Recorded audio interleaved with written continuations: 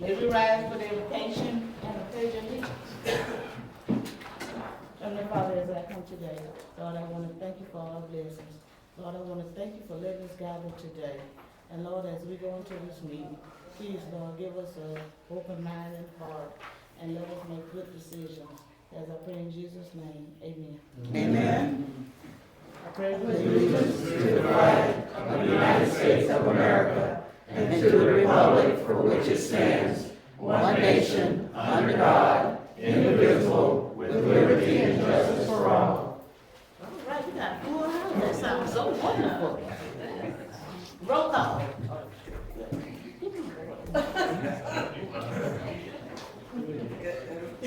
Councilman Robert Gamsby. Present. Vice Mayor Nicole Williams. I'm present. Councilwoman Shirley Cole. Councilwoman Shirley Audit is absent. And Mayor Brown is here. Okay, any add-in or deletion or any amendments to the agenda? Mayor, got resolution 2025-12, but I'd like to add is 10E. It's for dealing with establishing emergency preparedness responsibility. Okay.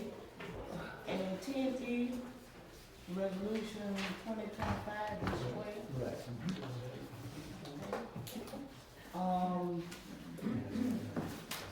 Any more adding or deleting?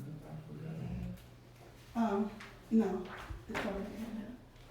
I don't have anything there. I would like to do a deletion, please. On the, number,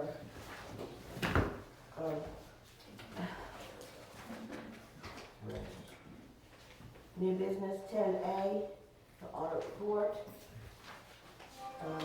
It's not been accepted by the audit committee. And, I think I can explain it as well as Gretchen can. So if you want her to explain why. I can explain it. What? I can explain it. Okay, you explain it. I am the chairman of the audit committee.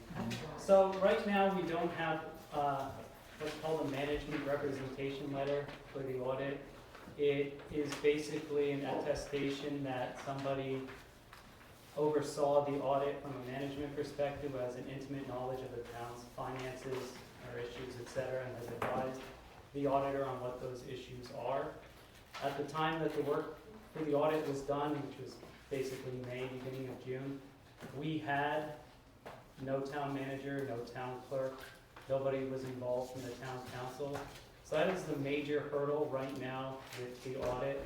We have a meeting with the auditor set for the 24th to go over these issues, along with getting access to some more information to help us kind of fill in the blanks that exist from not having this person in place when we needed them in place. So it does make sense to remove it. I was just going to table it when we got to it, but we can delete it now. That's better. Any more adding and deletion? You gotta make that motion, Robert? So I need the original one. So we're adding. Yeah, adding resolution 2025-12. That's gonna be 10E on the new business.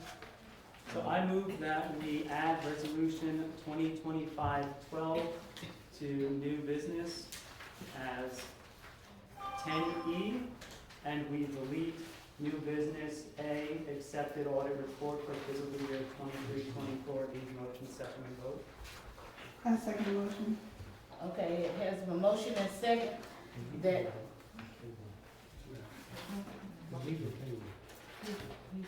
We're removing it. He's removing it from He's the removing agenda. from the agenda.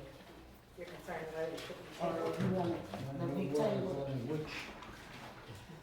You removing it. I think it should be tabled instead of deleted. Okay, All right. so withdraw your motion. I withdraw my motion. And you seconded, so you need to. first and my second.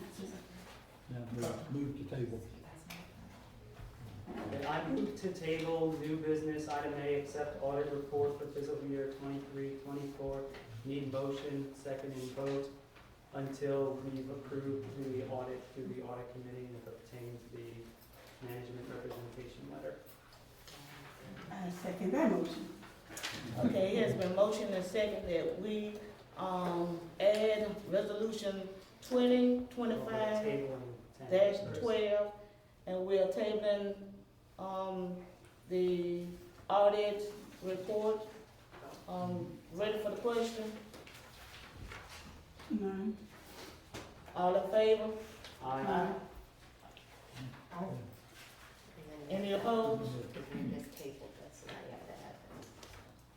Yeah, so we just table 10, but then we have to do a motion to do resolution 25. Those already done. It's on the way to go. I did it at one time. That's the motion that was withdrawn. Yeah, but we withdrew that motion Okay. for the resolution, so we can just, I move to add resolution 2025-12 to 10E. Deny. Oh, I guess we have two things. Okay. Is there a second? Second motion. Okay, it has been motion and second that we add resolution 2025-12. Any discussion? None. All in favor? Aye. Any opposed?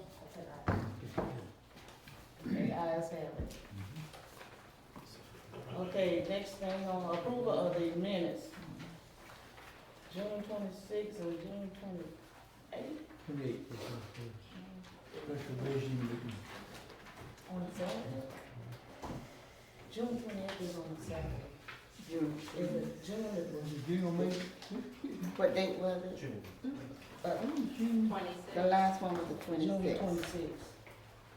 Our council meeting was June the 10th, and, that meeting was June the 26th. 26th, we'll correct the date Oh, on okay, that. okay.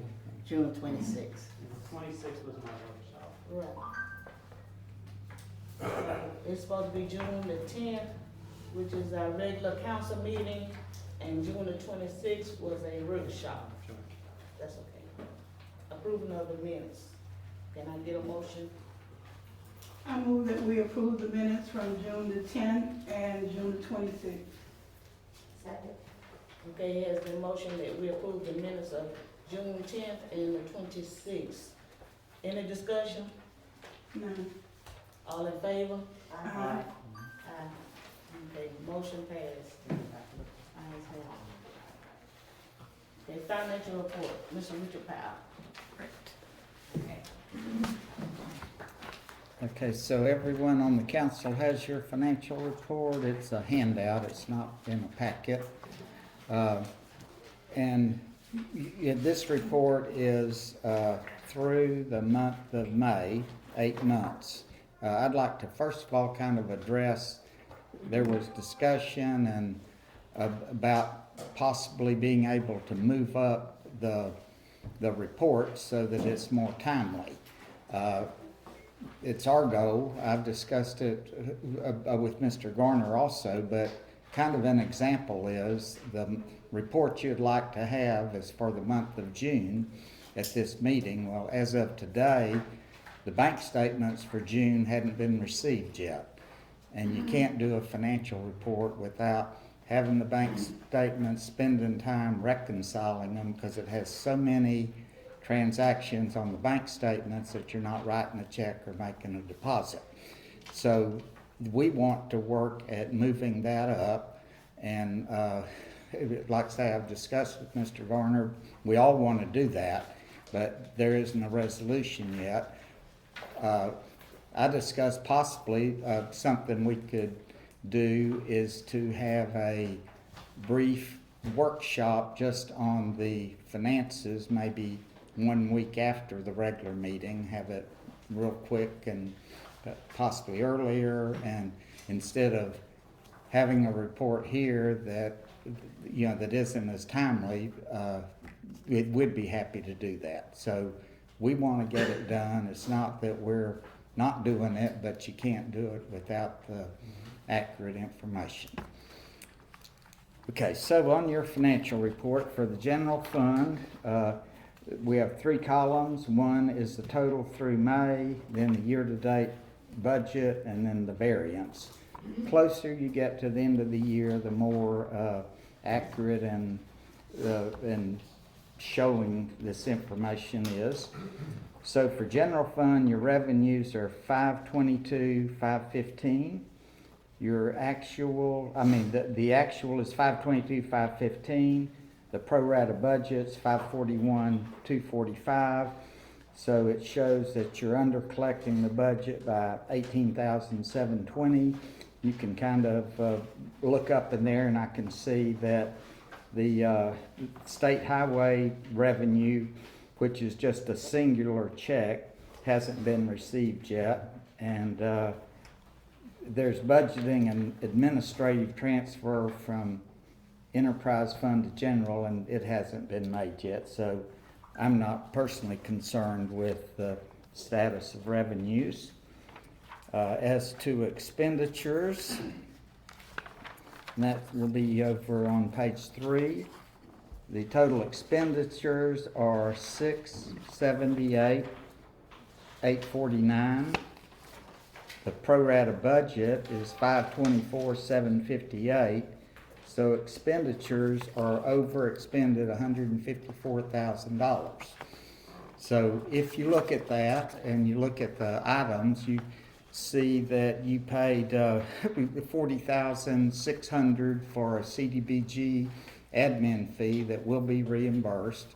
You spent $18,000 for a SCOP engineering fee that will be reimbursed, and so that's a timing issue.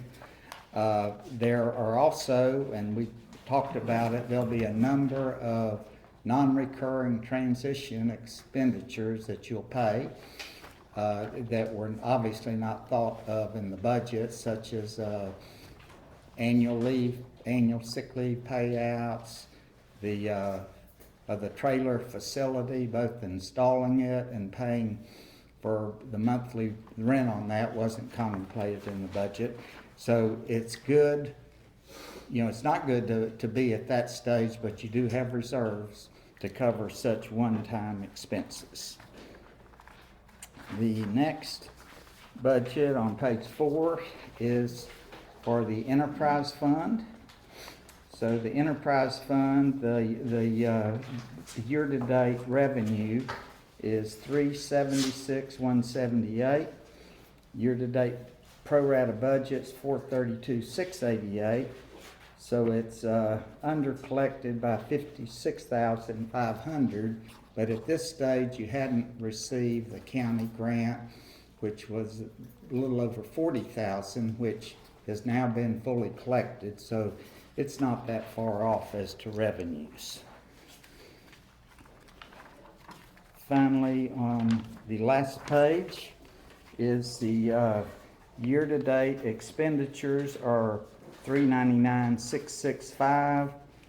Budget's $423,717. So your expenditures here are actually under about $24,000.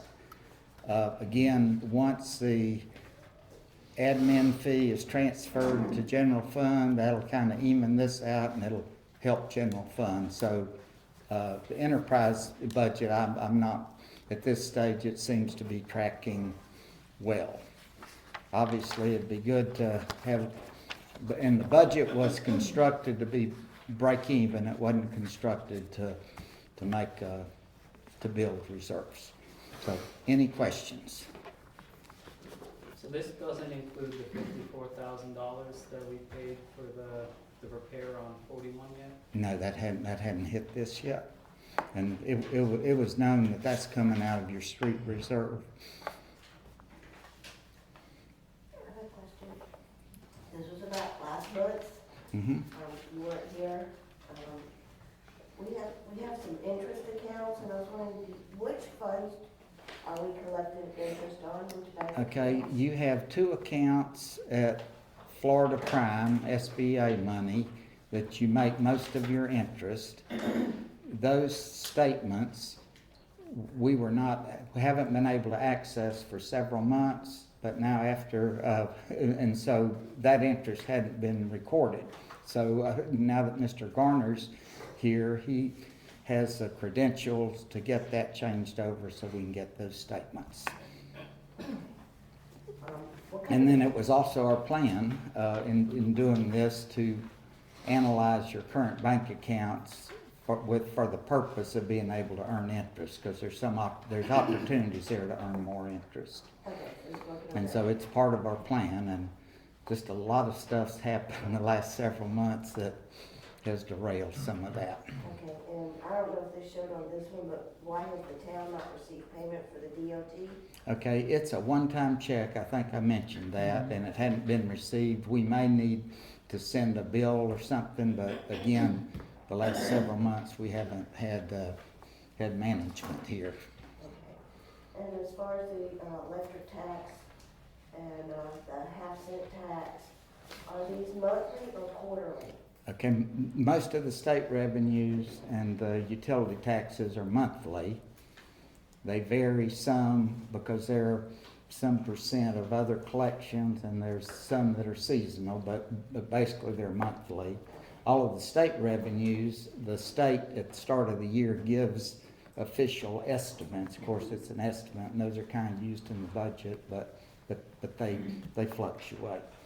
Okay, and what is the Gen Gov expense? What does that mean? Okay, I need your help on, can you tell me which? I don't know if I want you to come here. This is pulled off the other one. It's on the Let me first hold my page. breath.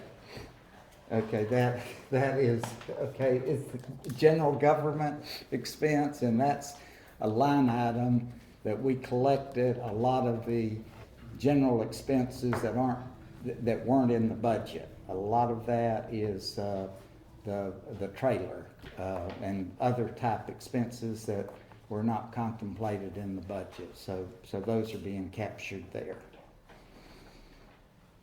Okay, and the utility service, what is included in the utility service? The majority of that's Duke Energy, if it's an expense. So that's just for Duke, is the only reason? It's generally, yeah, Duke is a big bill for the town. And again, it's allocated, and we get better at, because see, that starts with when the bill is reviewed and paid and coded, and so as we go through, we get better at the allocation, because some may be over and under, and the budget may have been, and all, the total bill's in there, but as to the exact departments, it might not be. So you and Mr. Garner are gonna work out where they belong? Absolutely, yes, because it all starts, again, it starts when your bill's received, it's approved, and it's coded. It goes in and the more accurate it goes from there, the more accurate your financial report is. Okay, and then same with the insurance?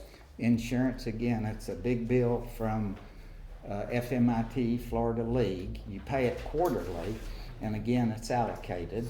And again, and it depends on, in this report, how many, or in that report, how many quarters have been paid.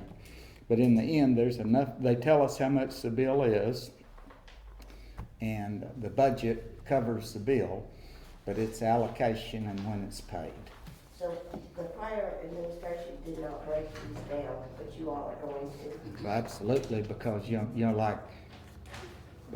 need to know how much applies to utilities, which is a lot of it, and you need to get street lights and street related, because that uses up a restricted revenue. So, and again, this is people with knowledge, coding things correctly and following through. And so it's not, once you have a system, it's not difficult, but yes. So who are the people with knowledge, Mr. Garner, you, Don Shank, and Well, we hope you do. Yeah, yeah. I think we have the proper people to get us accurate information. Again, these reports are cash basis. We don't do accruals and all of that, but by the end of the year, it should be fairly accurate. okay, under planning and professional services concerning Mr. Tuider, Are his bills recorded somewhere in the ledger, or? Okay, so I'm not sure at that report or this report, how much has been paid to him. You know, we have that information, but I don't have it.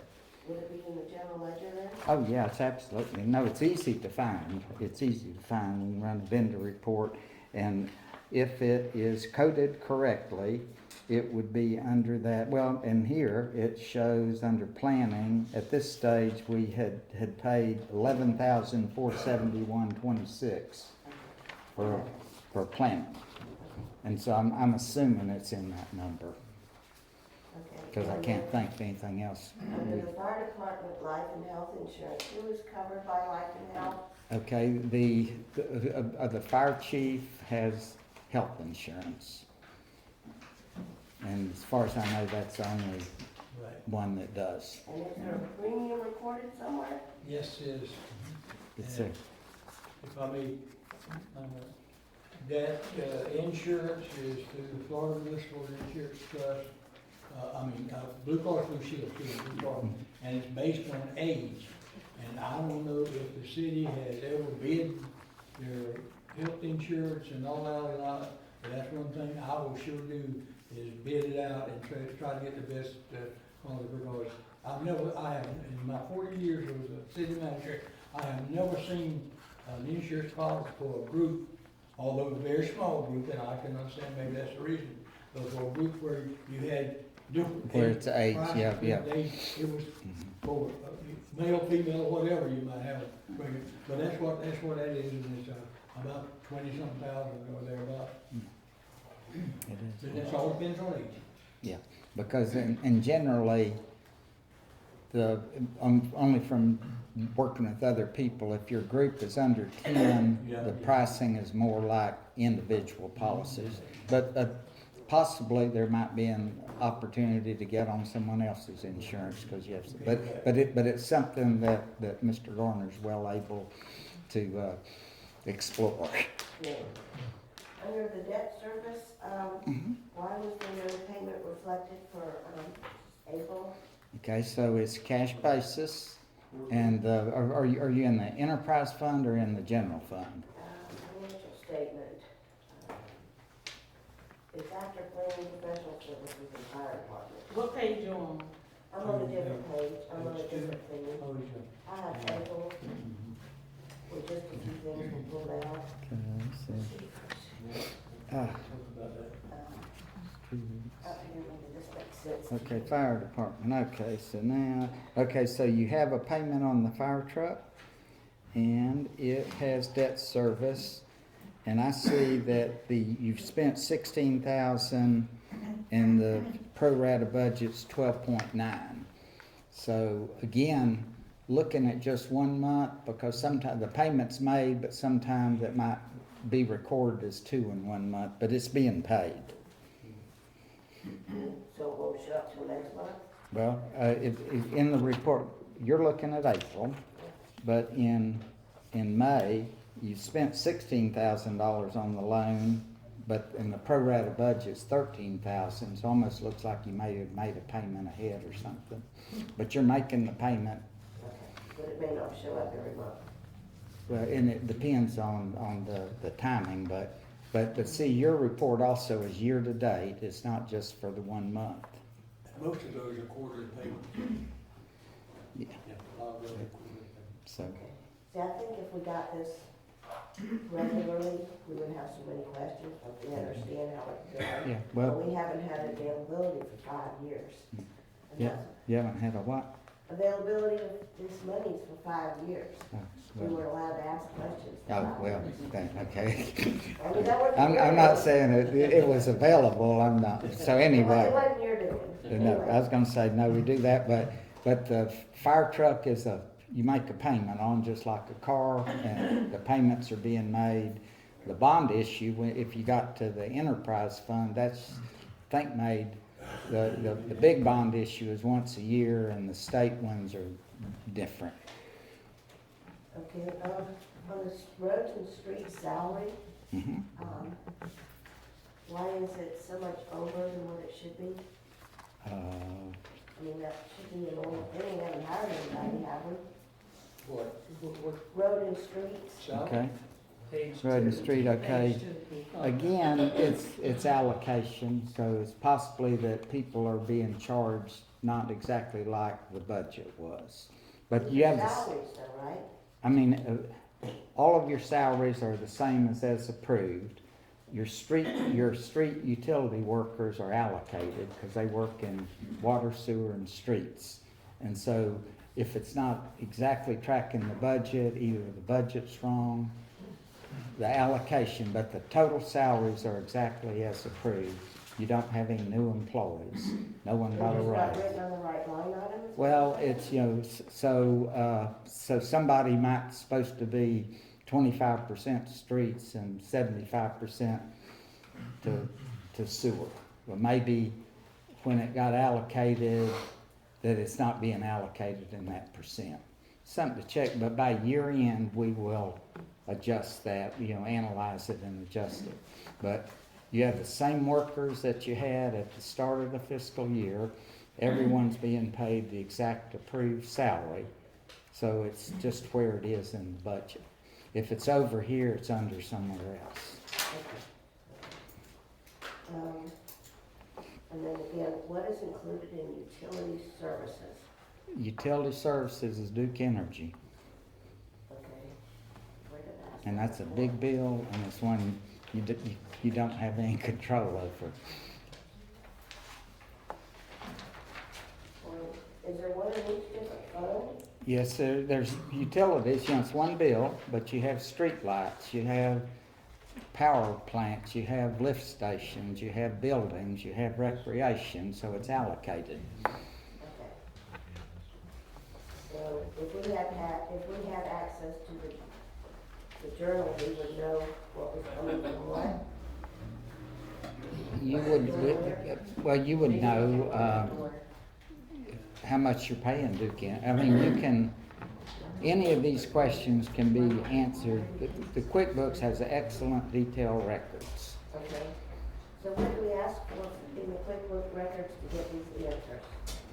Well, I think we gave you most of them, but I'm gonna recommend, and this is a good thing, that now that we have a town manager, that you I'm not like a co-equal, and I kind of work for the town, so you direct your questions to the town manager properly. He'll either answer them or he'll come to me if it requires that, and that's how it normally works, and that's how I'll be most comfortable. And we'll both be as responsive as we can be. Okay, thank you. Okay? Okay? Any more questions?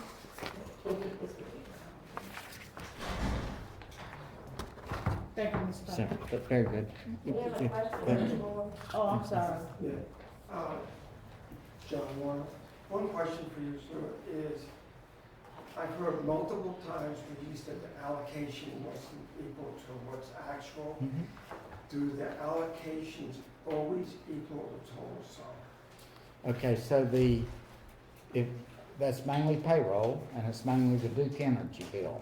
So yes, you have a bill for $10,000, and it's allocated.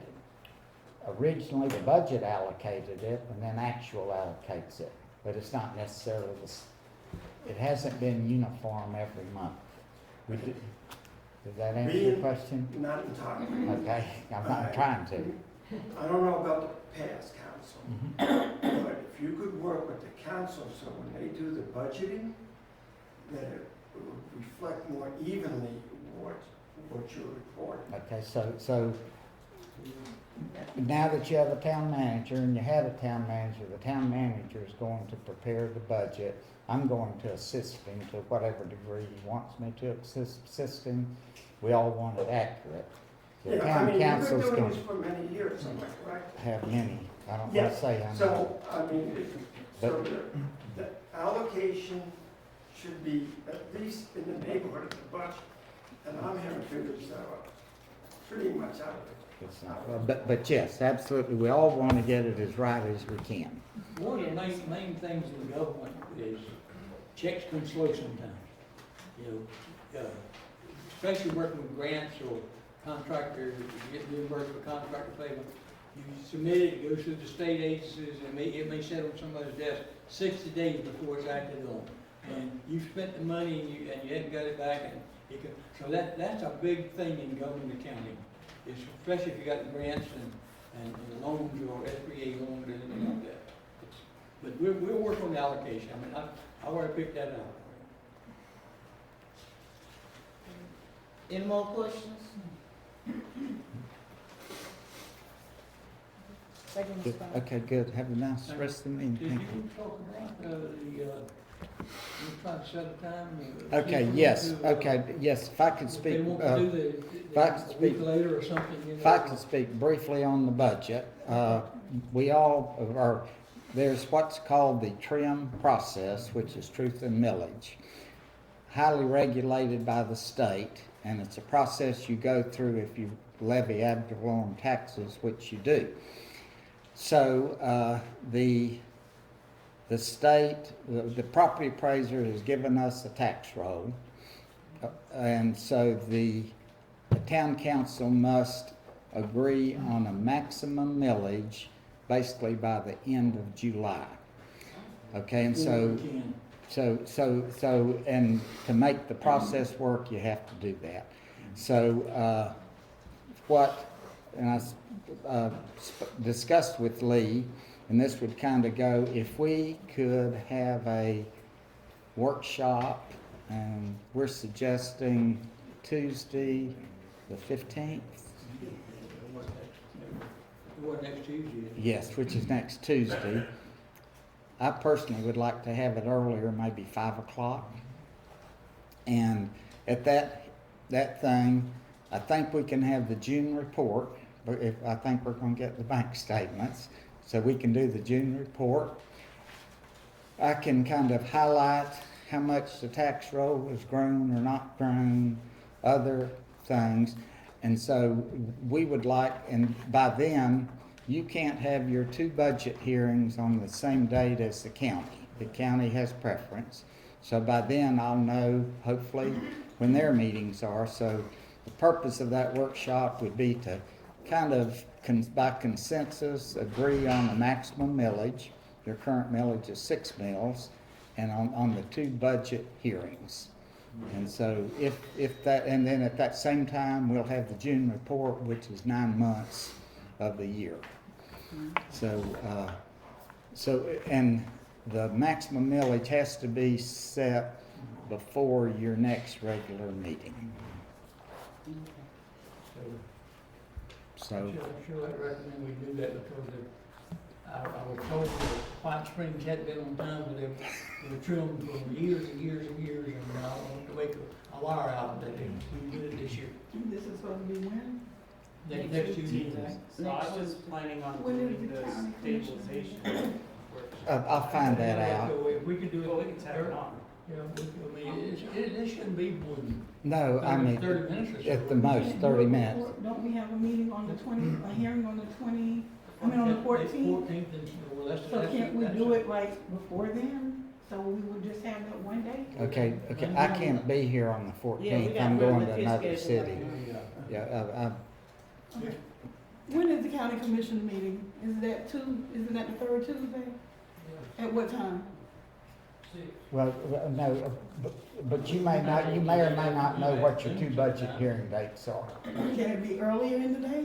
Yeah, it could be anytime. Because I want to go to the county commission meeting on Tuesday. I mean, it could be any, because this is just, Yeah. look at what we've got, because you're not gonna be able to. It's not doing a budget, it's not doing You know what anything. you got, that's what you're I'll gonna work with the office. I mean, What yeah, kind of he one was your scheduled, he 15? said 5 o'clock. Mr. Powell, what time can you be here? Okay, on that Tuesday, I can be here. I mean, I don't like early in the morning, so. No, I can be, at this point, I can be here anytime on Tuesday. And it's not a meeting it's just kind of to talk about it and agree by consensus. You don't have to have Yeah, a it quorum, can be you called don't. a budget workshop. Just a budget workshop, a preliminary budget discussion is kind of what I'm gonna call it, because we're not gonna have a budget to look at. But you might say, you know, I'd like to see this in next year's budget, and I'd like for the town manager to see if we can get this or do that, and that's really all it, some guidance. Nobody has asked for anything yet, so you shouldn't get anything. Unless you tell me between now and we have the workshop, so we can start working on it. I'm available on the 15th between 11 and 1, if you want to try to do it sometime. Yes, that'd be great, yeah, have it at 11? Otherwise, I work meetings, so. Should we? Sure, what about you? You said the 15th between 11 and 1. Yeah, but it'd have to be like 11:05 for that call that ends at 11. What about 1 o'clock? 1 o'clock would work for me. No, I have a call at 1, so it'd have to be 12:30 or 12 or I just miss it. Let's make it a lunch. Yeah, if you have it at 11, if you have it at 11:30. Yep, 11:30 if you have it at 11 before lunch, it'll get over faster. Okay, 11:30, hey. 11:30 on 15th. All right. Right, okay, and all we're gonna ask you to do is kind of agree by consensus on the maximum millage and the 2 budget hearing dates. Right. And that's, Okay. and then anything else you want. Thank you. We'll try to have it here, but I don't know if we'll be back in the city hall with it or not, but we'll try. Okay. Probably announce it for a year, and we'll check and see if it's available. If not, we'll meet outside. Yeah. Then it'll get over, We'll meet in the sunshine. yeah, if it's 100 degrees, it'll get over fast. I know you're doing today. Yeah, we can work out Okay, Okay. there. So 11:30 on 15th. Yes, sir. okay, Miss Mayor, you're through with me? Thank you so much. Good. Yes, thank Thank you. you. Thank Paul. you. Yeah. Okay. Save one for you. Administrative Department. Report.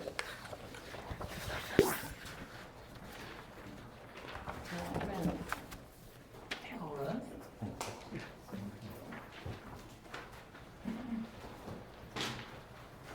Okay, thank you very much, and welcome to all of you out in the audits and TV land. The ones who don't know me, my name is Lee Garner. I'm the new city manager for White Springs, and I'm glad to be here. Lots of experience, but this 2.5 weeks I've been here, been busy. All my hair's just got going, so had a full head 2 weeks ago, but it's gone. But yeah, I really enjoy it, and thank y'all so much for putting up with me, and I'm gonna try my best to, when I leave here, that I'm gonna leave it in a whole lot better shape than I found it. Okay, so there's lots of things that need to be done. And yes, I know we got a lot of budget. But I just want to report that I've completed all of, you passed the resolution, I've completed all the banking vetting and name changes and credit card that we approved. Each one of you are registered for the Swanee River League ethics training required by the state, 4 hours of training on July the 30th at Cross City, sponsored by and your registration is in the packet that I gave you. I also heard from 2 or 3 of you about the dinner on the 24th. And well, that's one really, if you let me know, and all the transportation, we'll get there. Somebody have a ride to back my pickup, we'll do it. I don't have a vehicle, I'm hoping to get a vehicle from Hamilton County, but we'll have one by then.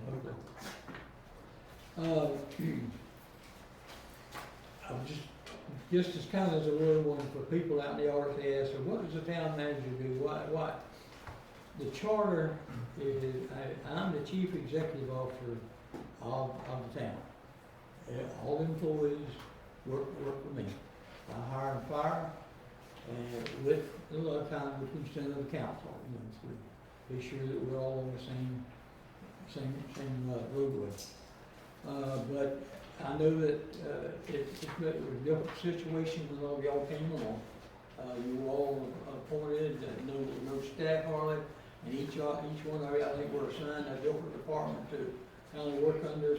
I have no problems with that, but I would like to kind of, as I get here, we'll rein that in so that I'm more in tune with what's going on in the departments and all, and help you in any way I can. So that's one of my responsibilities, although it wasn't broken today, it's not going to be fixing today. You've got a copy of a resolution 2025-11 that needs to be approved for the Hamilton County mitigation strategy so that we qualify for future funding. We've submitted our list, and y'all approved that at last meeting, and so we just need to do this strategy so that we become part of the official Hamilton County when it comes out to dividing up funds for local mitigation strategy for hurricane time, or not even hurricane time, but we've got a lot of things that we can do. So we got that, and if I may, ask to make a motion to approve the resolution 2025-11. I'm gonna make that motion, please. Well, didn't we add it to the new business agenda, so should we do it? No, that was 2012 we were adding. Nothing's on there. 2011 you have in my packet.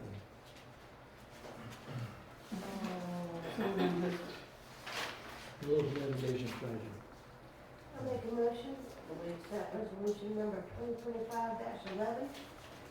2025-11. Second the motion.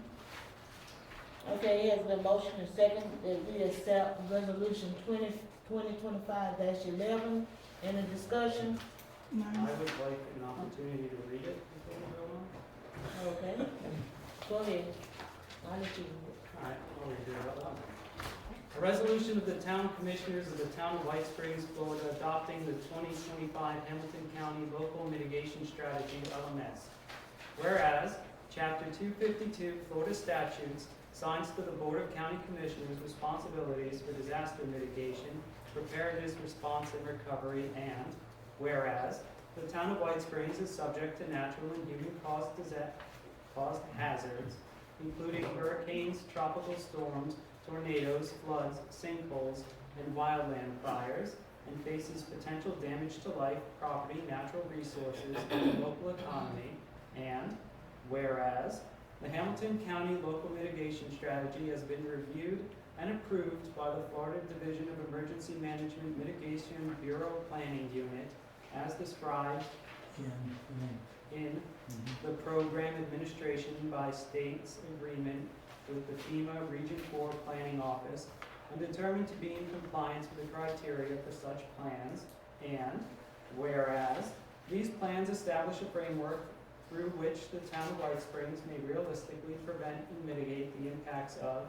prepare for, effectively respond to, lessen recovery efforts as a result of reduced damages from a wide variety of emergencies, which may or do occur either naturally or as a result of man-made cause, and whereas the Local Mitigation Strategy Working Group consists of employees and community members of the Town of White Springs and has identified local hazards, assessed citywide vulnerabilities and risks to these hazards, and prioritized mitigation initiatives that would reduce local vulnerability to these hazards, and whereas initiative identified on the local mitigation strategy initiatives are given more consideration by state-managed funding programs such as the Hazard Mitigation Grant Program, Emergency Management Preparedness Assistance Trust Fund, Community Development Block Grant, Florida Communities Trust Fund, and others, and whereas the local mitigation strategy can serve as the flood mitigation plan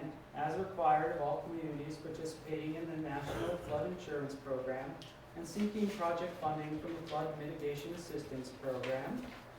And whereas Rule Chapter 9G-6, Florida Administrative Code, requires adoption by the governing body of participating jurisdictions of the Hamilton County Local Mitigation Strategy Plan prior to receiving federal and state approval. Whereas The town commission finds adoption of this resolution in the best interests of the residents of White Springs, Florida. Now therefore be it resolved by the town of White Springs Commission as follows. That the foregoing whereas clauses are ratified and confirmed as being true and correct, and are hereby incorporated by reference as part of the resolution. Section 2. That the town commission will adopt the 2025 Hamilton County Local Mitigation Strategy. Section 3. That this resolution shall take effect immediately upon its adoption. Passed and adopted this 8th day of July 2025 for the Town Commissioners of White Springs, Florida. Okay, it has been motion, second, and read. The resolution of 2025. Change commissioners, council members. It's, I heard both ways, so. Yeah. Which is, Council. Oh, Can we fix the spelling mistake too? Or is that Yes. just a scrivener? Yeah. yeah. We can fix Scrivener's errors. Okay. Instead of commissioners as council. Okay. Any more changes? Okay. Can I ask for a clarification? Yes. When it says that the town, or, I'm going to find the area. The working group consists of employees and community members of the town of White Springs and has identified local hazards, etc. Who were the community members? Well, I got a list from several of you, sent me a list of things you wanted to see, and I think Ms. Williams has been to, I think you've been to a meeting or two, and I was there at the regular meeting they had to present our list of stuff, the list that y'all approved last council meeting on the local mitigation list of buildings and equipment that we need. In a special meeting, you're referencing? Oh, yeah, we asked for, Yeah. to the emergency meeting. I had asked, Ray Vaughn to, give me a list of the materials that we think that our town would need. And he gave me a list of, oh, shucks, Bunch of stuff. a tractor, generators. This is the one you talked about at the special meeting. Right. Okay. I just caught my eye. Clarification. Okay. All in favor? Aye. Any opposed? Motion carried, ayes have it.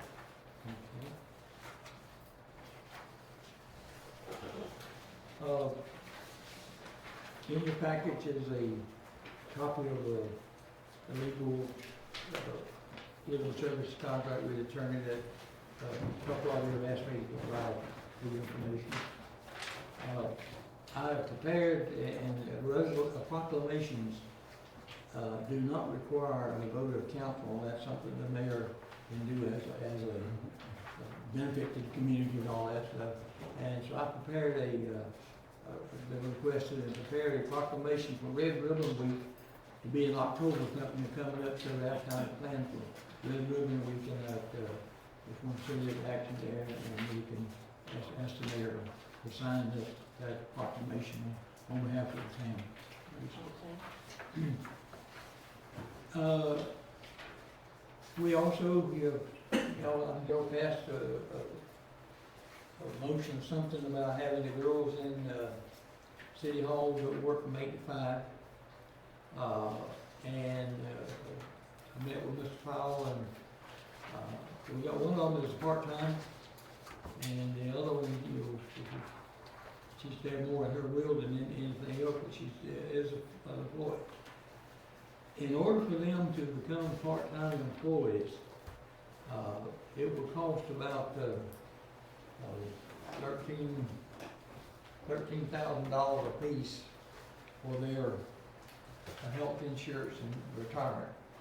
So that's about $26,000 that would be added if you add it full time.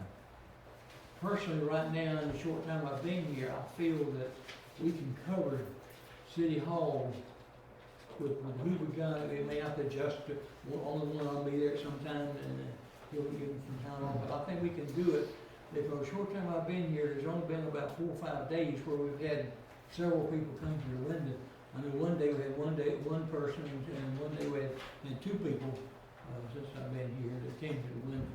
So I believe, I would really like to ask if you would, what you did where you passed it, or table it, or extend it, or put it off until I have a chance to really evaluate it, because right now, I think that's $26,000, I really don't believe we need to spend it when you see the budget situation. So I'd like to make that as a suggestion. And can we table it when we talk about it a little bit more, and, I'd like to do some research on it a little bit more. Yeah. This is something we can discuss during the budget workshop. Yeah, I mean, we need to look at that. Okay. You know, so we can figure out. Okay, also, I've attached a copy of a letter from Powell, accounting firm, reflecting their not being in cahoots or tied in with the auditing firm in any way. For your information, it's in there that notarized letter, and they'll say in what they're, how they're organized, and I don't see any conflict of interest, although it appears it could be, but I don't see it at this time. Is there an appearance of something like that happening, especially, I mean, it seemed almost inevitable when I was here when they were talking about it. And the appearance of it should be more than enough to act on it. I mean, anybody can get a notarized letter and say something. That doesn't mean that notarization, a notary does not say, this is true, or it says, this is a letter that I signed. I can get a ruling from the Attorney General of the state of Florida to see what his response is based on what I've got. Okay. That'd be perfect. I think we need to clear air something. Yes, we need to clear it one way or another. I hope I'm wrong. You're not wrong. It's in the GFOA handbook that there has to be no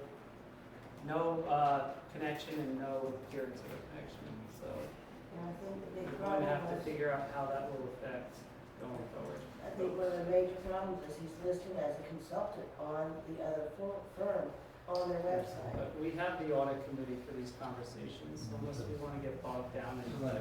reliving the same conversations we've had before. But you're right, that is an issue, John. It was also suggested to me that our fire department was not valid, but we do have a valid ISO rating of 7/7X public protection since November 1, 2014. I called the ISO office, it's still valid because they have not come and re-inspected the fire department, so as of today, we do have an ISO rating of 7.7X, which is not bad for a little small community. Okay. However, that's 11 years ago. Have they looked at it recently? Well, they come and inspect every so often, and I talked to the chief, we've got some work to do, and then we might try to call them back in and do another inspection, but that becomes expensive when you have the ISO and all the newest and latest stuff, but it's valid because there's one inspection is valid to the next inspection, insurance service office. You gonna explain that to people whose child just died? Do what? You gonna explain that to That's people? not, No, that's not the same. No, it has nothing to do with that. That's not the same. No. ISO is getting you a break on your fire insurance at home. Get your deduction on Just that. saying we got the equipment. Just saying the stuff we've got for minimum requirement to get an insurance, fire insurance on your home insurance. Now, what that amount is, I don't know, but that's what the ISO rating is. Now this, time, I think I pretty well. Mr. Garner, you want to talk about the public records request? Oh, yeah, yes, okay. We're getting more and more and more requests for, I mean, fairly voluminous, things, and I don't mind getting them in, and, according to our, public records, regulation, is, it had the city clerk in there as the record custodian. But after the city clerk, you know, I'll ask council to appoint me as the record custodian for public records requests. And all records requests would come into me, and I would decide, you know, some of these things are expensive to look for. It takes a lot of money that, some of it may be free, some of it free, but we accept them, and we'll look at them, and I'll evaluate them. But if I can be the public records custodian for the city, I don't mind doing that, so people know who you come to. But if it gets bogged down, blame me. If they don't, they get a fast answer, and blame me too. Can I mention something Yes, on ma'am. that? So when you make a public records request, it doesn't have to be in writing. It certainly helps it if it is in writing. So to make sure that everything is received. But if you are going to make a public records request in person or verbally, you can do it by phone, or you can come into the office during office hours. So if you just run into Mr. Garner on the street, you can't just holler out a public records request, okay? You know, in the office, if you're doing it in person, you can call it in, you can fax it in, you can email it, you can mail it, all those different things, but just make sure you go into the office during office hours. If you're in the audience here during a meeting, this is not office hours. If you want to just holler out a public records request, no sir. So just keep that in mind. You know, we've been getting a lot of public records requests lately.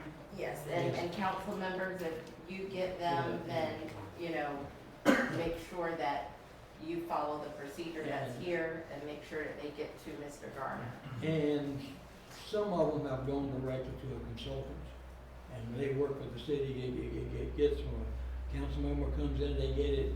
They assume it's benefit the city vetting system, and that's additional money we have to pay for something that maybe I can answer or come up. And we want to be able to track them and make sure they get taken care of in a timely manner. We welcome them, we just want to control them. But, yeah, I mean, if it takes me 2 hours to pull all 50, 60 emails together, that's expensive. But, you know, we'll get it done, but we need to make sure we're tracking. Because, just to, even the state allows us to charge, charge time, but for, just making copies of it's 15 cents a page, 20 cents for double page, certified copies are $1 a page, and time, materials and time to get it for CD, you track emails and all that stuff, so it can get expensive. And the cost is based on the lowest person in the office that can reasonably get the information that's been requested. Not because because that you see one of the utility workers out for the lawnmower, they may not be able to know where to go to City Hall and get, although you can give it to them and ask them to relay it to me, but it's better to come to the records custodian so we can keep a record of it. Will volunteers help? Ma'am? Will volunteers help? Yeah, volunteers can help, but we got to get a little more organized, so volunteers are worth things, we can find things. With that in mind, do we want the council to appoint Mr. Garner as the record custodian in the absence of a town clerk? We assign him all of the town clerks. That's a serious question. Yeah. Do we do that with a motion? Yeah. Yes. I'll make a motion that Mr. Garner become the town clerk as well. Records custodian. I'll That was a fast one, the record custodian for the town of, White Springs. I make a motion that Mr. Garner become the records Custodian. yeah, that one. Somebody else do it. Are we going to qualify this until we hire a town clerk? Yes. Yes. Your current record says it shows the town clerk, but it can be anybody. You know, I second the motion. It may quieten down and, won't be a problem. I second the motion. Okay, it's a motion and second that, Lee Garner is, appointed to be the public, records request Custodian. and custodian. Any discussion? I move to amend the motion to include until we hire a town clerk. Do I hear a second? Second. Okay, it was amended that we, We have to vote on the amendment.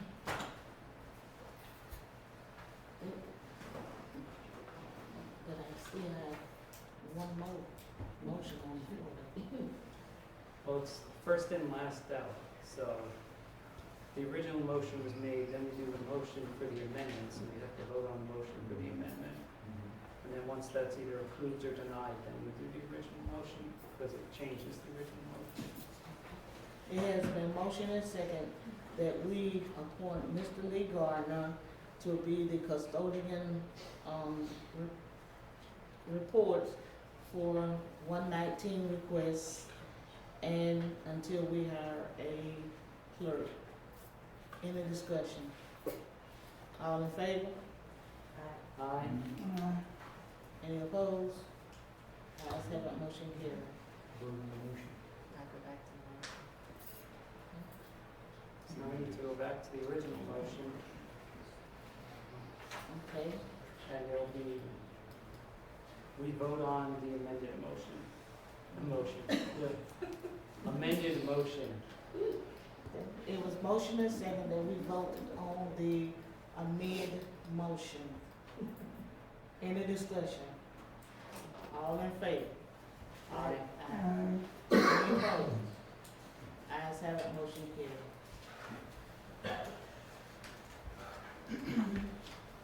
Okay, I think that's enough for That's it. the first time. Is, Ray, are you here? Public Works, Ray Vaughn.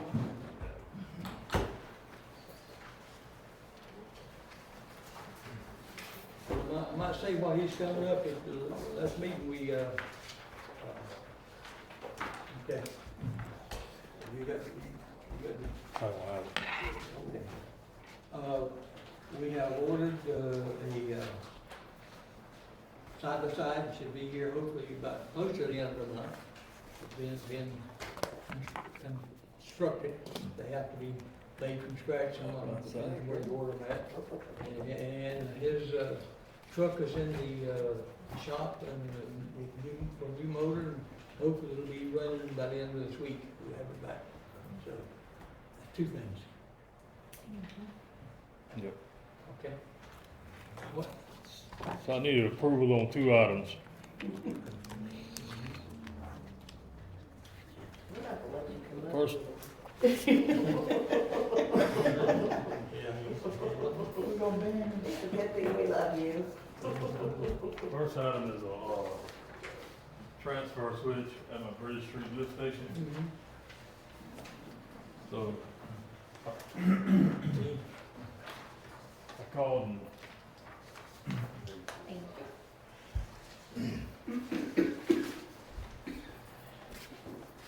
look at that first page there, that's from Graham Electric. And the second page is Holly Electric. I contacted like 5 different people on this transfer switch, and the problem is they can't get parts because of the Generac. And Holly Electric, the reason they're a lot cheaper is because they're a Generac dealer. So that's why they're cheaper than Graham Electric. And the other ones, I've never gotten a quote from them, or pretty much they just can't get the parts because they're not a Generac dealer. All right. hard to get. And what's that for is when I lose power at the lift station, it automatically goes over to generator power. If I don't have that transfer switch, I have to come out and manually swap it over.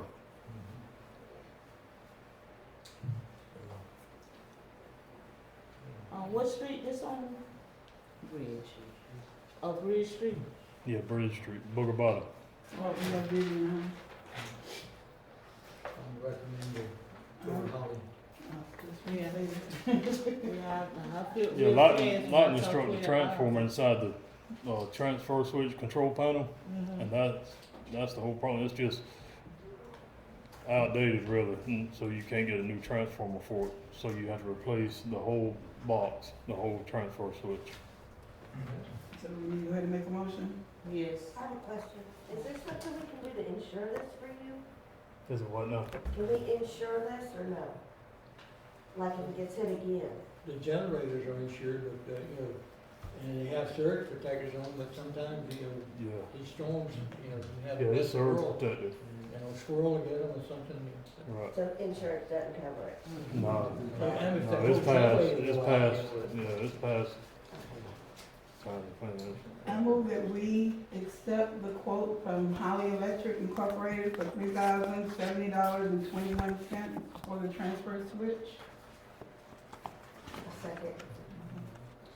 Okay, has the motion and second that we accept the invoice from Holly and, Electric for $3,070.21. Ready, any discussion? I have a question, this is more for Leslie and my notification than anything. Is there a way for us to get no bids when we calls a bunch of people who can't give them a price, just so we can fill our procurement? You mean for them to respond that they're not making a bid? Yeah, like we can't fill your order or whatever, just so we have records saying. I mean, we could certainly do that, but the procurement states that there just has to be a good faith effort to get 3 quotes. And so, it would be a matter of just making sure it's documented that he's made a good faith effort. And I think that's probably on the record here, that he contacted 5 different places and the parts are rare. It's Generac, it's just one of those types of equipment that just everybody don't have parts, and can't get parts for it, because of how they have a monopoly on the market. Right. Any more So flip discussion? a switch, What's that? flip a switch. Yeah, 'cause I ain't about trying to come out here and lightning and hurricane. All in favor? Aye. Any opposed? Ayes have it, motion passed. Second one is, this is More money. at the wastewater treatment plant, it's a blower. And what it does is provide air for the return activated sludge from the clarifiers back into the area of the tank basin. I have one that's running right now. I don't think they've ever been replaced in 20 years. And the one that's running now, the one I'm operating now, if it goes out, of course, I won't have any air at the wastewater plant. And if you see the 2 quotes here, this is a Garner Denver blower, and a motor runs it, so it's gotta be compatible with that particular blower and motor. So I'm not replacing the motor, just the blower itself. And if you see the first quote there for $7,143, and that's through DW Industrial. And then Barney's pumps is $3,377.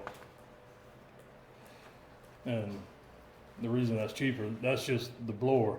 I'm going to install the blower myself. The first quote for $7,000 is for DW to come out and install it and everything, but I'm going to install, I can install it. You can do that? Yeah. Okay. We voted. 3,000. Can you start putting the cheaper ones on top for my bill? That's It's right. a strategy, you're doing out. That's right. Yeah, I'd like to see y'all relieved. You think?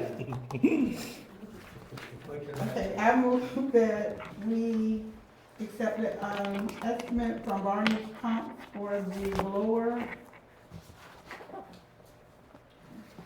I second the motion.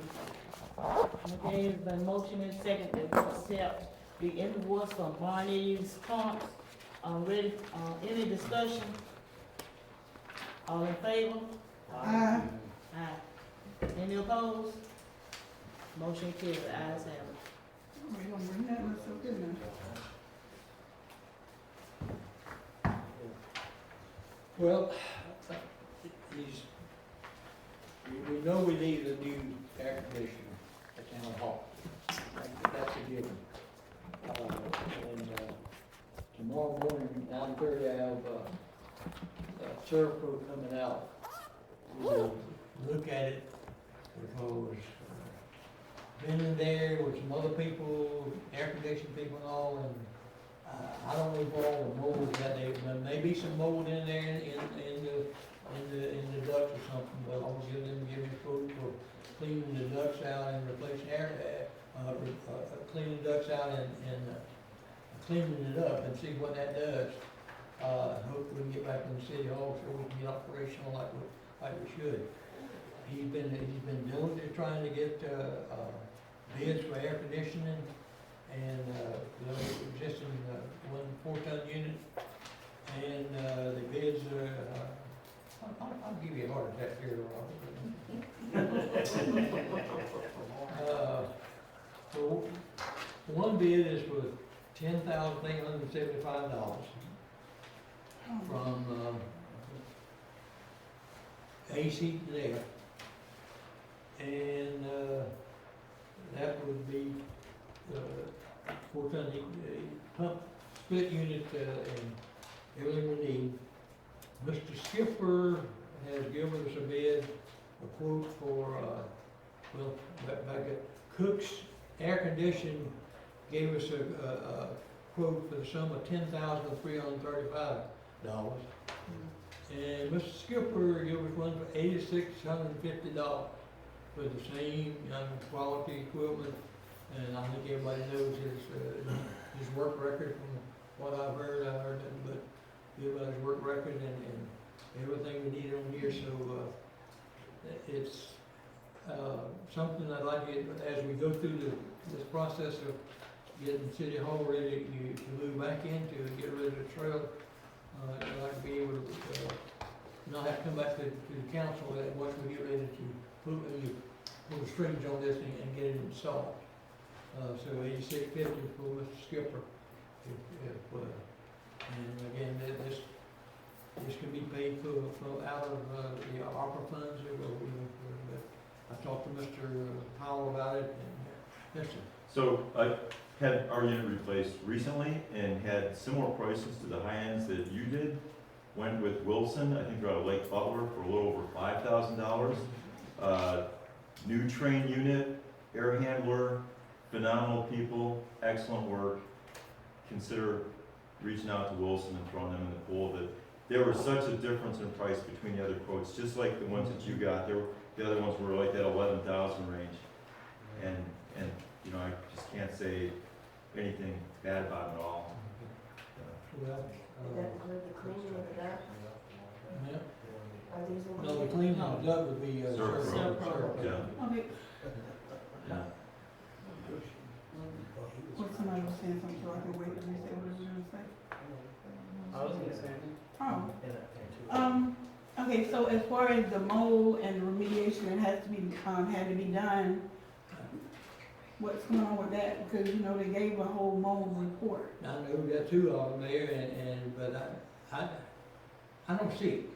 Ray don't see it. A couple of air conditioning people in there, we don't, I we didn't haven't see seen it. it. They looked up in the duct work and everything when they came out and give them quotes.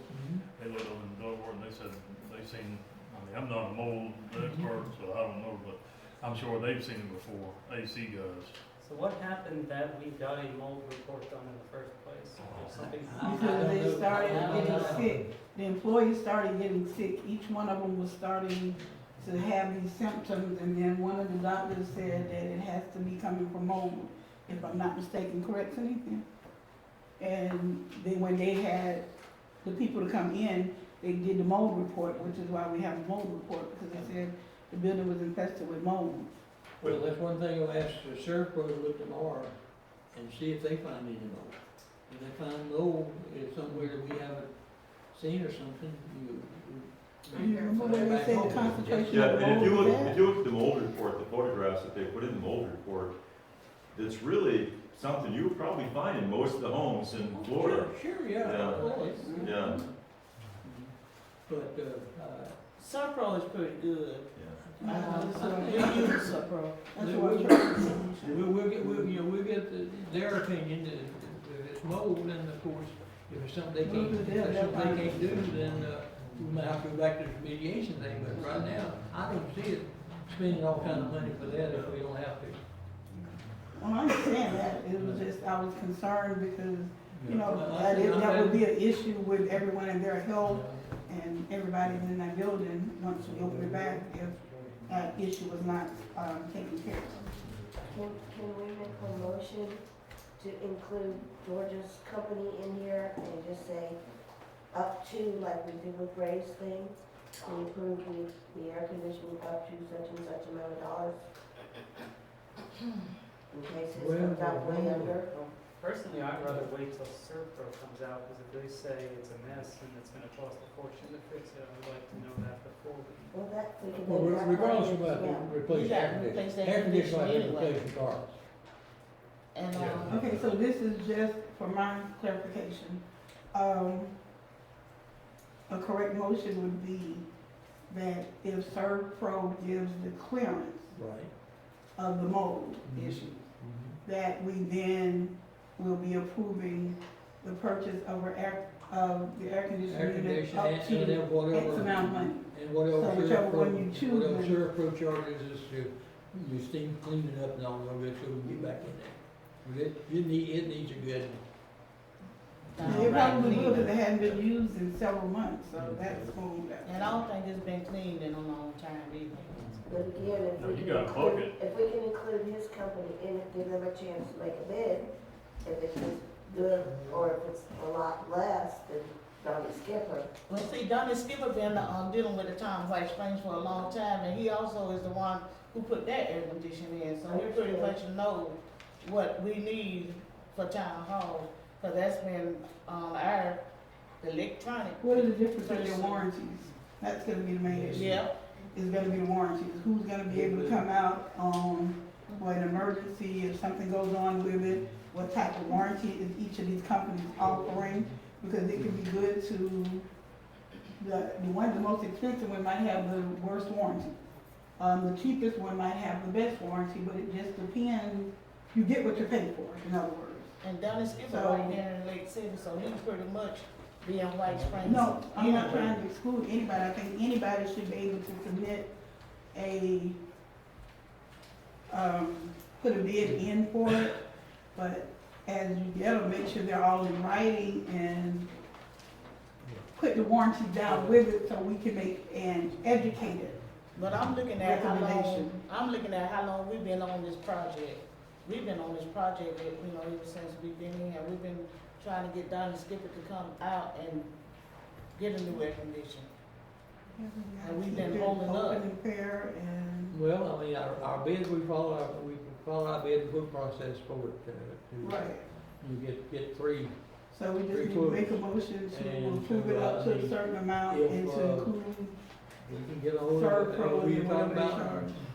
Now, I have no objection if I can say, if y'all approve for Skipper and we can get one for 2,000 less, we go with somebody else if it's the same quality and so forth, yeah. It's just to me that I prefer whoever's going to be able to come out if it breaks down at 12 o'clock noon, who's gonna have the quickest response time, who's gonna have the best warranty and what it covers. Good job, I guess. Yes, Yes, John. Air conditioning companies unless they have a certified mold inspector, normally you won't find them in most air conditioning companies, right? They sell a service. If a mold inspector says, hey, you got mold in your stuff, you want to get your ducts cleaned. Otherwise, you're paying for something you don't need. If you don't have a certified mold inspection, you know, then pick what air conditioning company you want. Because they sell a service, and they sell the air conditioners. That's it. But we know the ducts need cleaning, so Servpro will give us a bid, a quote on cleaning the ducts. They've been there, huh? Have they been out here and checked them? They're coming tomorrow morning. That's what you say. So is this something we need to table into another meeting? No, we need to approve it. Well, I mean, not with, no, we approve for Servpro to come out and do whatever it is that they need to do, but, And then contingent on their response. right, depending on what they say, then, you know, you approve for the air conditioning, but let him go with whatever bids he get in. We approve him up to a certain amount like we did with the rain. He had the choice of which one he chose, but make it be as far as the price, not just the price, but the warranty and the response time in case of a breakdown or something. give us, make a motion to not exceed the low bid we have. You know, if we get another one that's, you know, comparable and, you know, the low bid is not always the best, but we can evaluate and see what we get, so. Okay, that's fair. I would, you know, I know everybody won't get back in City Hall and I'd hate to have to wait another month for this, or we can have a call meeting if we have to, whatever you want to do. Save us these $1,700. Huh? And then save us these $1,700 a month for the little trouble. That's But if right. we keep going in this way, we won't still be paying Okay. about $1,700. So, is the time to make a motion? I can't do it. Okay, well, you might need to help me with work. Okay, I move that we approve Mr. Garner to have Servpro to come in and to do whatever they need to do for, as far as the mold, and cleaning the ducts and getting town hall clean and fit for us to move back in, and to choose the air conditioning company up to $9,000 for town hall, providing with their warranty, response time for emergencies, and their price. That's the best I can get. You probably couldn't. Okay, it has been motioned and seconded that we have Servpro to come out and do a service and have another air conditioning company to give us a quote on how much it would be for another air conditioner. Ready for the question? Excuse me, any discussion? I have, we can't just give Servpro a blank check. What if they come in, they say they're gonna rip out all the soffits, replace all the ductwork, replace the roof? You can't. Mr. Garner. They come in unreasonable like that, I'll back off. They come in more for an estimate. Yeah. Okay, but your motion gives you a blank check to take whatever they say, so. we're gonna throw a blank Pretty check. sure he's They don't going to be even- very reasonable. They don't do Cause I that did yet. say up to 10, so that gives them a couple of $1,000s to work with cleaning it. Cause it shouldn't be an extravagant amount for them to clean the duct, Well, we'll see what they come up with. and if They it's over charge a us certain for amount. coming But out. if it comes up extravagant, we have a special. If it's anything over the 10,000, the 9,000, then we come back and vote on it. Okay, so the whole project's limited to $9,000 then? Is that what I'm Air understanding? conditioners, The air conditioner, okay, well, Age of 6. okay, so let's go, what, you wanna go up to 12 for the whole project? I'd say 11, just. 11? I'd say 11. Okay, all right, let me do this motion then.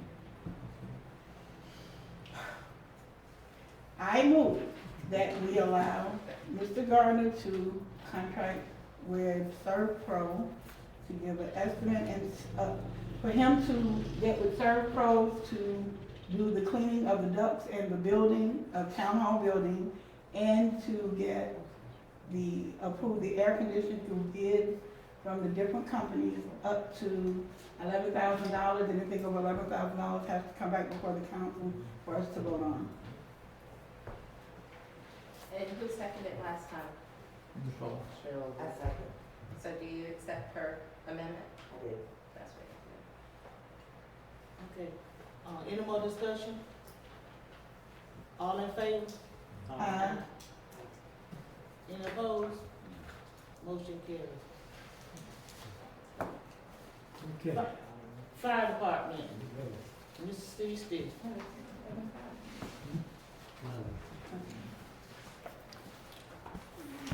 Just an update on the ESO. I did get an email from them, said it'd be 2 weeks, that we're in the queue for them to move our stuff over.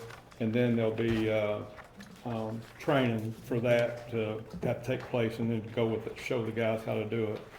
Also, there's not a paper there. Is that the computer, computer recording?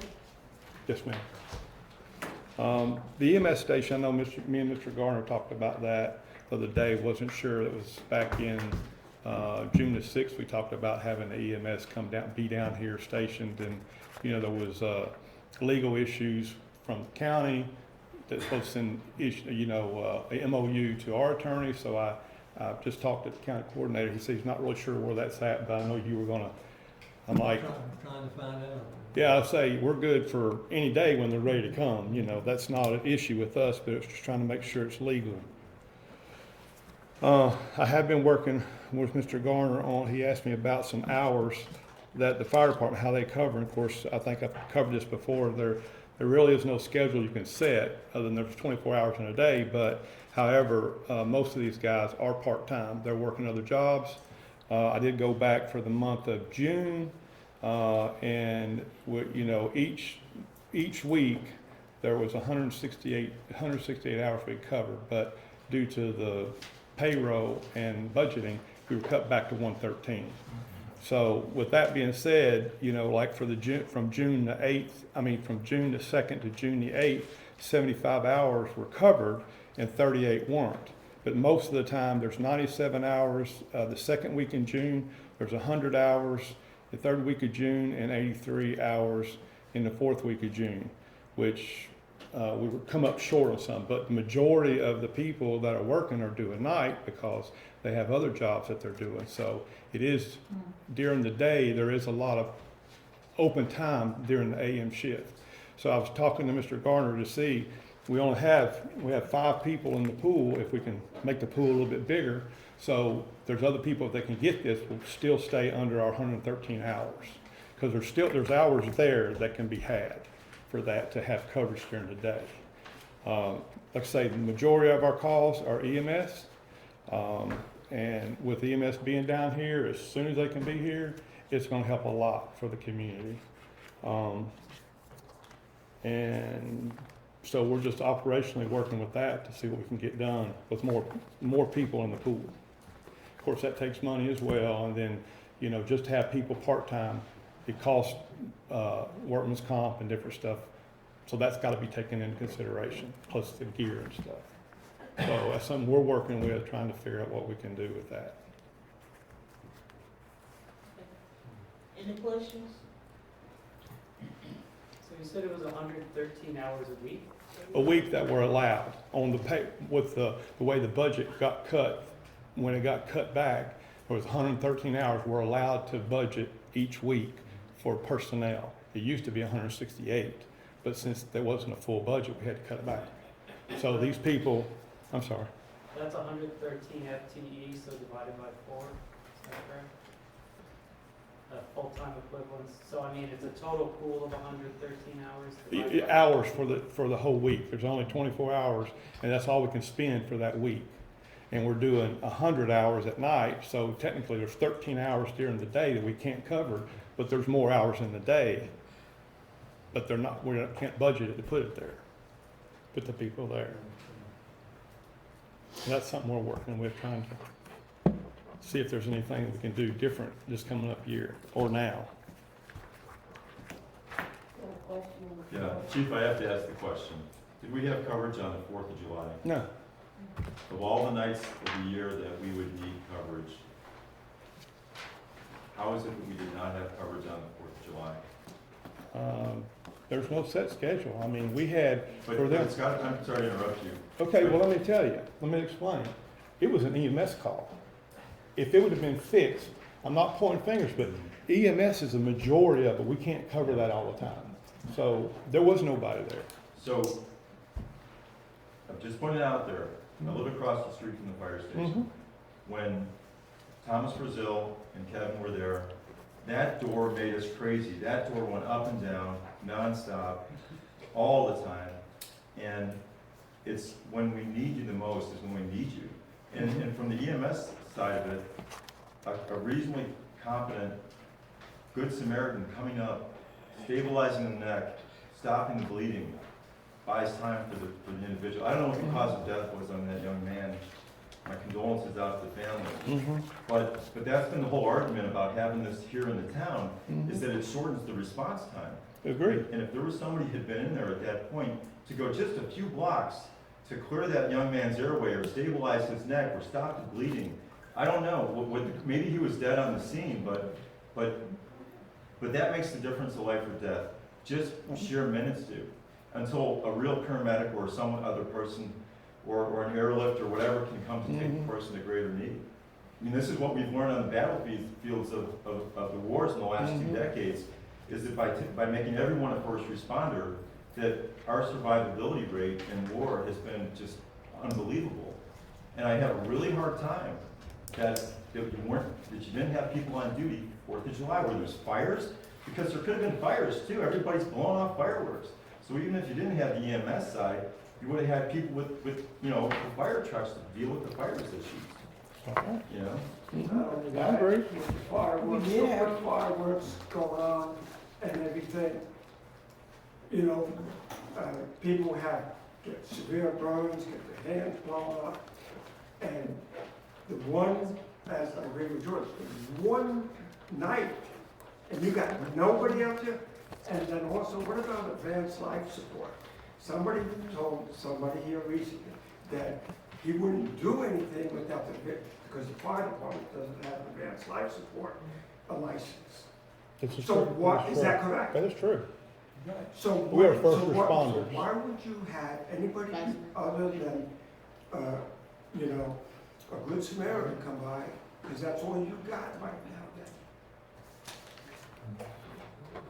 Well, me and Mr. Garner will deal We're with trying to it. work, we're trying to work out, I inherited the schedule he's got, we're dealing with volunteers. It may have to be that we may have to take some of the part-time hours and make a full-time night person or something, or holiday person or something, I don't know. But we're working through everything we can, but right now, I apologize, I'm not throwing, giving excuses, but I've only been a short time, and this is my first holiday, and I understand that would, and I understand everybody's there. This is a problem every small town in USA just about. But to the defense of the volunteers that we had before, is that they were here at our pleasure, not at their pleasure. Well, And that's what it seems to be at this Talk point. to him more about Yeah. what the schedule, because I understand these people work 24 hours, 48 hours over in Lake City or someplace, and then. But are they our fire department or are they their fire department? If we're paying for it, It then should be ours. it should be our fire department. Yeah, but they're volunteers that work, we don't have them, we don't have No, them. they're not though, they're on the payroll. They need to be here. Yeah. Wait a minute. They're part-time people paid. Just like you would part-time paid, leave somewhere. I'm going to back George up on this. Been involved with that fire department since I moved here in 2011. When you had volunteers, okay, you had quite a few of them because it was a brotherhood at the fire department. All right? You had volunteers, now you only had a couple that were fire two. There's a difference in Florida. There's fire one and fire two. Right. Yet fire one cannot go into what they call a hot zone, which is actually the burning building, unless a fire two is there. The rule is 2 in, 2 out. Okay? This has been an issue. Vanessa George locked them out on Memorial Day a couple of years ago. Locked the volunteers out. Got rid of them all. Went to a paid whenever the hell you wanna work fire department with no schedule, it's usually one guy. One guy can't do anything, 2 in, 2 out, remember that. You got a fire chief with a contract that doesn't even require you to respond to fires. Read his contract, doesn't even require you to respond to fires. When Kevin Pittman and the volunteers were here, they always made sure on holiday weekends there were people in town and available to respond. Yes, a lot of the calls are EMS calls. That's every fire department everywhere in the country. The majority of the calls are fire calls. But you've got a holiday weekend shooting fireworks in a town with a tremendous amount of wooden houses and stuff. There's nobody here. Was there anybody here for the entire weekend? Not just 4th of July night, Saturday, Sunday, anybody around? Was there anybody here on Monday when the truck burned up over on Woodpecker, caught on fire over on Woodpecker? I went by there, I didn't see White Springs fire truck there. The only thing I see that fire truck do is go to parades. This is ridiculous. If you, Vanessa kept saying we had a paid fire department. We do not have a paid fire department. We have a paid bunch of part-timers that work when they want. And that is not the way to run a fire department. I would urge you to go into negotiations with the county, to have the county take over the White Springs Fire Department. Don't walk off, Steve, come on. I'm talking to you. Yeah, you ain't gonna talk to me. Okay, because he knows I'm telling the truth. That's why he's not gonna talk to me. He's not gonna talk to me because he knows I'm telling you the truth.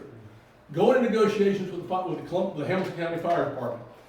County's got a 1-cent sales tax now for a fire, basically a fire assessment, but it's not a fire, they don't call it a fire assessment.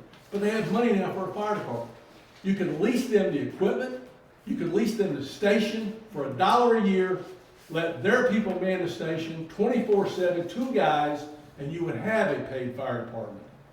I urge you to do that. This is a joke. People are dying. This is not that kid that got killed over on Osceola. That's not the first death in town when there's been no fire department.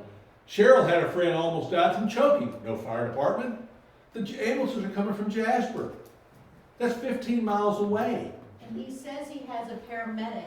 But none of these paramedics, he's got paramedics and he's got EMTs on the fire department. They do not have an ALS license. They do not have a state BLS license. They do not have a medical director, and they do not carry emergency equipment for that on the trucks. The only thing they can do is basic first responder, first aid. That's it. But hell, we got paramedics. It doesn't matter if they're a paramedic. Doesn't matter. They can't function as a paramedic. If they do, they can get in trouble. They can't do it. That moment was their moment to shine. That was their moment to show us why we're paying the money. That was it. That was the whole argument of why we needed to have that paid fire department. And I've heard this discussion 100 times with the prior council, with the prior manager.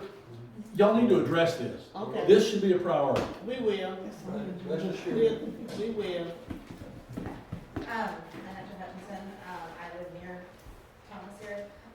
Last 4th of July, our house was shot from people that are living over behind this area over here. And we live way over here. So it's my concern, because every holiday we hear gunshots in town. That shouldn't be happening. I'm a 2A person, I'm fine with that, but it shouldn't be happening in town and not pointed at houses. And it scares the living daylights out of me to know that there wouldn't have been any response if one of us was hit, me or my husband. I mean, by a paramedic or fire department or anybody with training. So I'm gonna back them up. We need some addressing of this. Okay. Go ahead. One other issue that this 4-wheeler accident brought in, right? There were so many 4-wheelers, which is high-powered 4-wheelers. They're not licensed, right? And They weren't 4-wheelers. They were ATV, or ATVs, same thing. Excuse me, UTVs. UTVs, ATVs. Polaris. They're Polaris, right? They weren't licensed by the state to run on the roads, right? There is a thing where I don't know, but I've heard that White City used to give out permits for Golf carts. golf carts. These ain't golf carts. I mean, take a look. In front of my house, I've seen them do 60 miles an hour. That's inside of a quarter-of-a-mile run on Kendrick, from River Street to 41. This is crazy. And I think if White Spring is gonna allow golf carts or anything that drives, other than an electric bike that goes 20 miles an hour, they should be licensed to be on the road legally with the insurance and a legal driving license. I've seen 12-year-old kids on these high-powered, whatever you want to call them.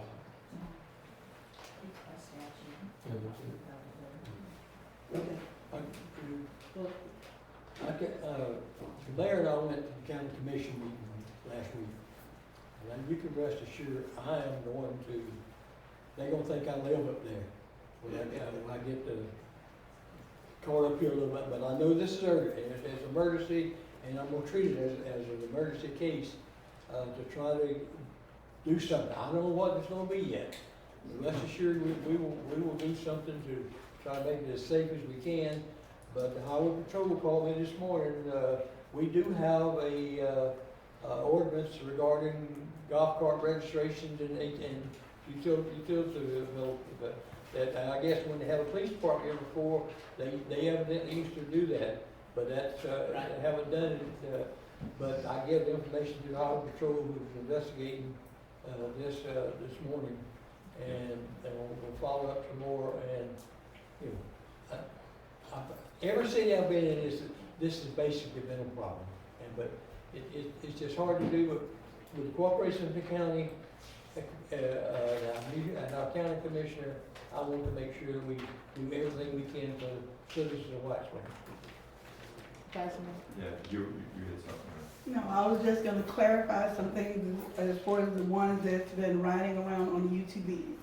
I don't know what kids y'all have seen, but most of the ones that are driving these UTVs are 16 years old.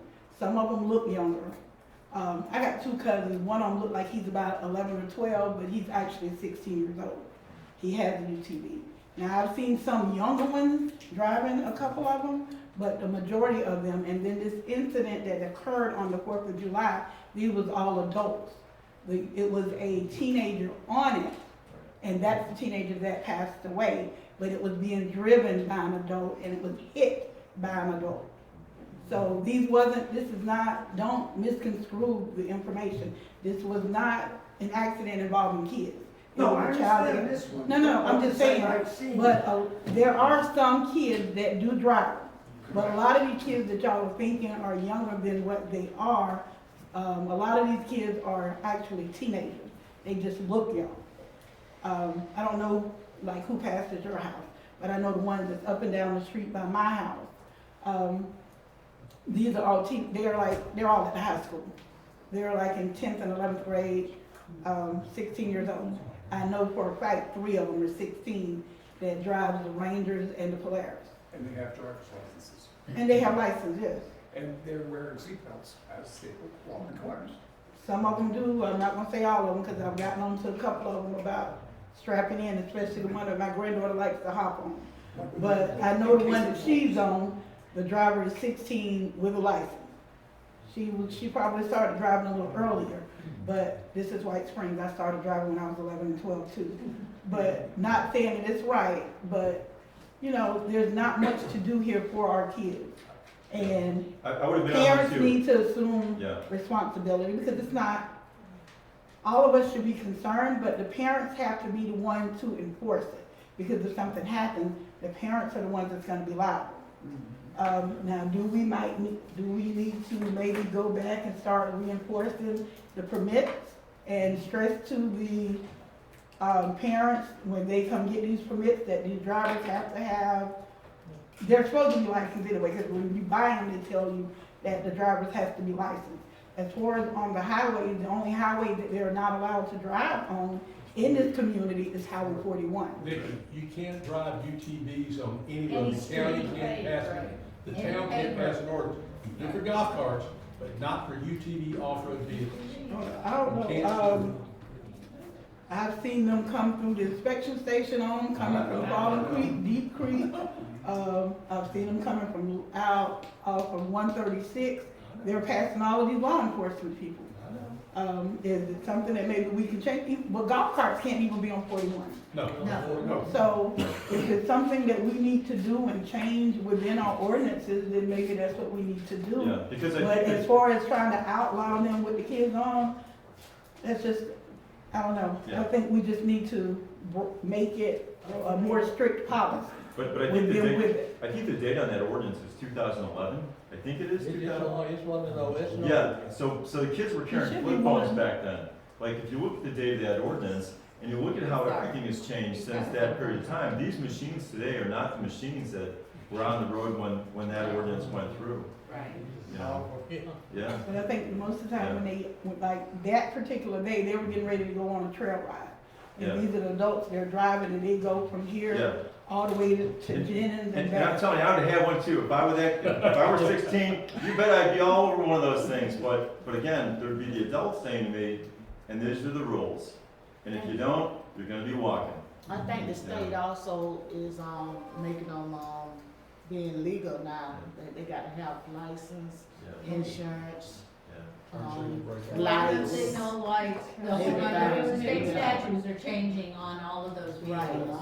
So they're getting over there, letting them do Hey. more. We have to take a couple more questions. Yes, yes. I have a question on the fact that I'm Hank, most people know me as Hank. Yes, I'm sir. a business owner in White Springs. I see a clown driving around on a mini bike with a garden cart attached to it with his girlfriend riding in the back or his dog. Oh, well, I'll address that issue. Is that- I'll address that issue. You were just out here. Homeless guy.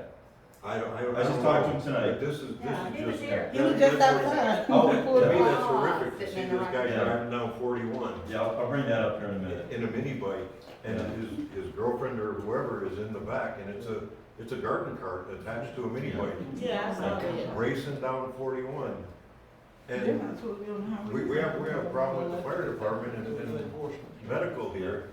If this guy wrecks, what's gonna happen? Mm. The town will And we don't have no be responsible. response for that. We're gonna address that, Yeah. we're gonna try to talk with, Henry Land and, see what we can come up with. Yes, in the back. My suggestion is, can we please, table this and have some type of special workshop to address all these ATV and other issues, and we can move on with the agenda, because it is almost Yes, 8:30 at night, and there's still a presentation and multiple items to get through. Thank you. yes. We're gonna work on that. Okay, the next thing that's up, our presentation, update Diamond So we- subdivision. Yeah.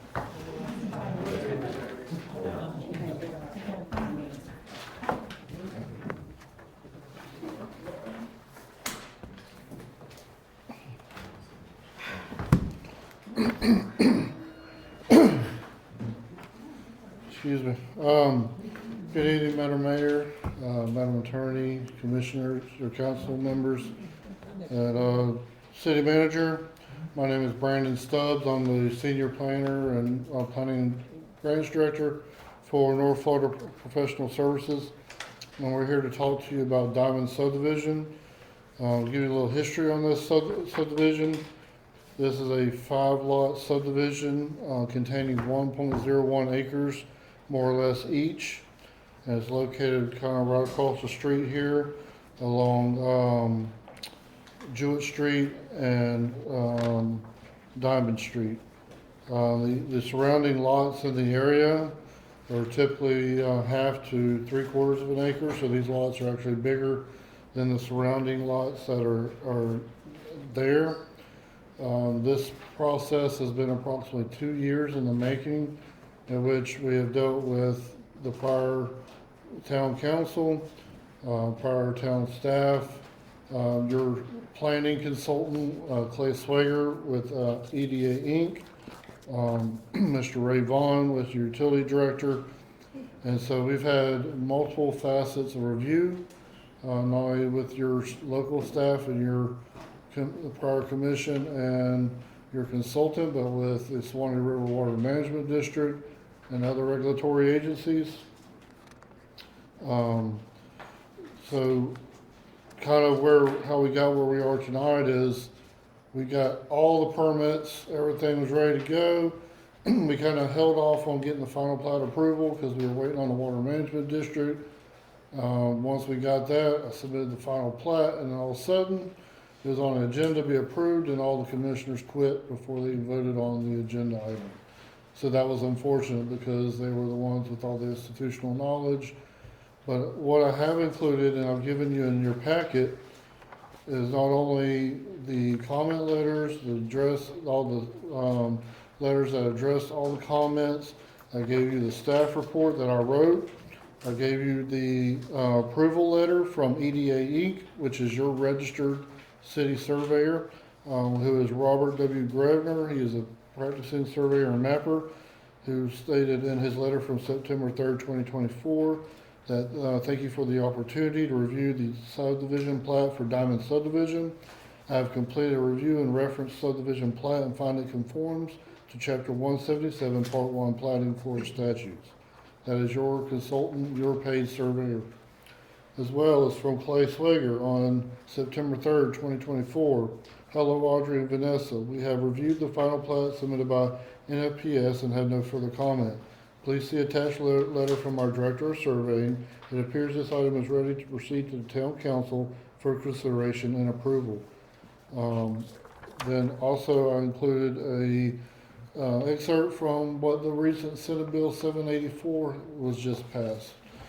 Senate Bill 784, Section 0, well, I'll tell you, Section 177.01, 071A or 1A of the Florida statute was amended to state that plats or replats submitted under this part must be, not can be, must be administratively approved, and no further action or approval by the governing body of a county or municipality is required if the plat or replat complies with the requirements of Section 177.091.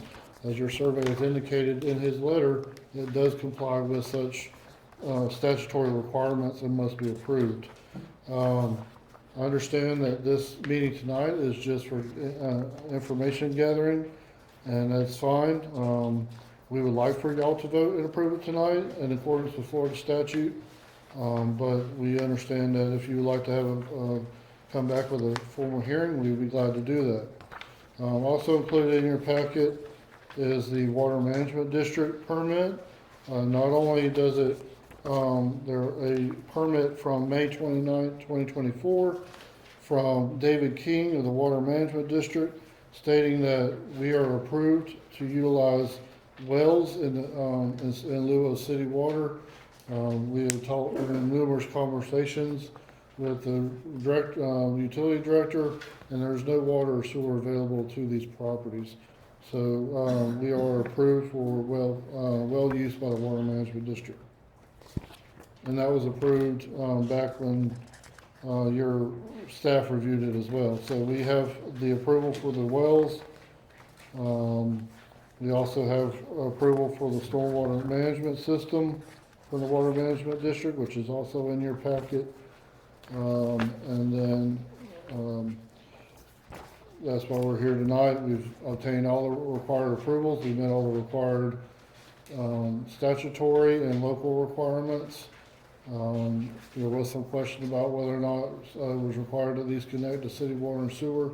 There's no city water or sewer available in accordance with your ordinance, and so therefore it is not required to connect to city water and sewer. However, should that be the case, should y'all make a determination later on, that still does not, it's not even applicable to this final plat, because the water and sewer does not come into play until permitting. So you would not apply the ordinance that y'all have referenced in some of the emails until an actual permit is applied for. So say we get approval, we get the subdivision approved, we get it recorded, somebody buys a lot, they go to a permit, that would be the time in which they would be required to connect to city water and sewer.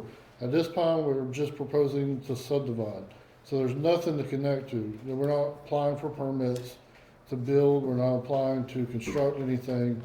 So even if you're going to require connection to water and sewer, it's not applicable to this application because what are we gonna do? And there's nothing to connect to. Y'all can say, yeah, you gotta comply with this, well, that's fine, but you gotta approve the subdivision before we can comply with the ordinance, that you say we need to comply with. And that would be, at the permitting phase, when we pull permits for a single-family dwelling, and you're saying, well, you gotta connect to water and sewer, well, then at that time, yes, you would have to extend the water and sewer to connect. But this time, there's nothing to connect. So, again, I kindly request that this be approved tonight. I understand if y'all wanna, look it over and get more familiar with it, and then we can have, maybe another meeting, a public hearing next month to have it approved. Technically, under statutory law, as of July 1st, this board doesn't even have the authority to approve this. It would be up to your interim town manager now. It would be his responsibility under statutory law, 177.091(1)A, as amended in accordance with Senate Bill 784. And if we need to, we can proceed that way as well. Thank you, and if you have any questions, I'm more than happy to answer them at this time. I have a question. I refer to the word out there. So you're the developer or the landlord, I guess? I'm not a developer. I'm a planning and grants manager for North Florida Professional Services. But to give you a little background, North Florida Professional Services, the same principal that owns NFPS, is a partner in BBL Management, which is the owner of this company. So there is some ties as far as ownership, but it's not completely, they're separate organizations. Because with the, I'm brand new, so I really haven't had a lot of chance to discuss with you. Yes, sir. But the issue of water and sewer, I understand there's water out there close by, small line or something, but. No, sir, not by this property. That line you're referring to is a 2-inch line that is actually illegally. 65 acres or something? There's 65 acres total, but this is only developing 5 1-acre lots. Right. So, but this portion is a good 660 feet away from that 2-inch line you're referring to. And not only that, we would have to, if that was the case, that we were to extend that water line, the 600 something feet, we would have to go through DEP to get permitting because there's a wetland in between that line. And so, more than likely, they're not gonna grant us permit to disturb a wetland. And, actually, there's a creek. They're not gonna give us a permit to disturb a creek in a wetland to extend that line. They would have to probably end up crossing 441, head down and cross back under to be able to extend there. But that, yes, that line is about a quarter or an eighth of a mile north of there. There was a question about the lift station here behind. Now I can tell you, because our firm designed this building and that lift station. That lift station does not belong to the city. That lift station is a county lift station and it's only sized and approved to serve this building. So there is no option of connecting to that lift station. Excuse me, you said something about a wetland nearby. Correct, yes. Now, do you need EPA to even put a septic system next to a wetland? No, okay, so we have our Swanee River Water Management District permits, which is separate from EPA. EPA has nothing to do with wetlands, that's Water Management District. So that's been delineated, the Water Management has approved. Those wetlands are back behind these lots, and septic tanks won't be anywhere close to any wetlands. So in any future development that you guys might want to do, because I assume 5 of them are just here, how close is that wetland, and is that wetland on your property? On the overall 65 acres, yes, sir. Like I said, that's been delineated, and by law, there has been a conservation easement placed across that wetland and a 35 strip around the wetland. So nothing can be constructed or disturbed within 35 foot of that wetland, and that's in accordance with the Water Management District permit. Thank you. Yes, sir. First off, I'm absolutely in favor of site-built houses and development of Blacksburg. I think it's great, okay? My concern is his concern. are you, first off, water, are you gonna put in a water system for the houses, or are you gonna put individual wells in them? The water management district has already approved the individual wells. Individual wells, all right. Because they're over 1 acre. Septic tanks, Mhm. we're spit, you hit the Swanee River, you got a wetland over there, you got a fluid going into the ground. My concern is septic tanks when the town has a sewer system. I understand it's not closed, and there's issues with that, but, are you talking about standard septic tanks, talking about deep injection wells? How are you gonna actually do it? That is left up to environmental health. I cannot control Because their, DEP now control, not the health department now control septic tanks, so. yeah, so whatever their rules are, we will have to abide by them. Yeah. And I'm happy to answer any questions by the town council or, I have questions for us as much as for you.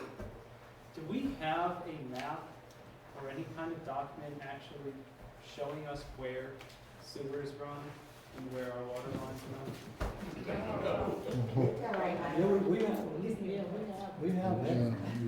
I feel like that would solve the water question. yeah, we do know for a fact that there is a 2-inch line that is illegally placed on this property, on the 65 acres, that cuts back, I think, back when there were a prior owner, maybe to the north had it or something, they put in a 2-inch line that runs back to, I think it's, there's a commercial development just to the north of this, right there around the curve. It has some, mini warehouses and stuff, and that line just serves that one property. So that line is there, but it's actually not even owned or operated by the city. It's private, and it doesn't even belong, I guess it technically kind of belongs to the property, or BBL management, because they bought the property, but, I mean, they technically could rip that line out of there and relocate it And that's for water or sewer? for water. And where does the sewer run? There is a sewer right here, but that's private. It's owned by the county. There's a lift station on the back end. That would technically be the back end, or over there.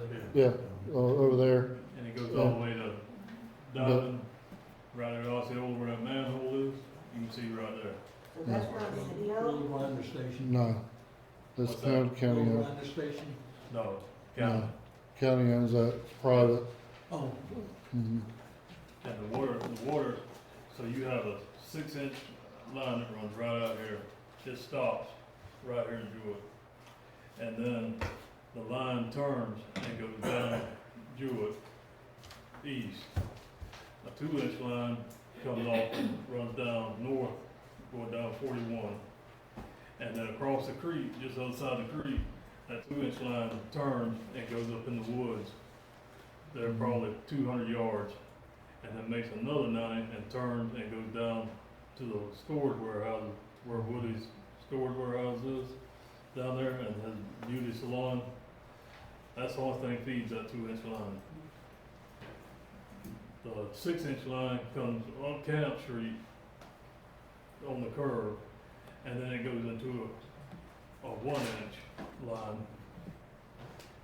Goes down Jackson to that 4-way stop, goes to a 2-inch, and that 2-inch line goes down Jackson, turns, and goes all the way out Osceola, all out there to 103rd, 160th, and all in places.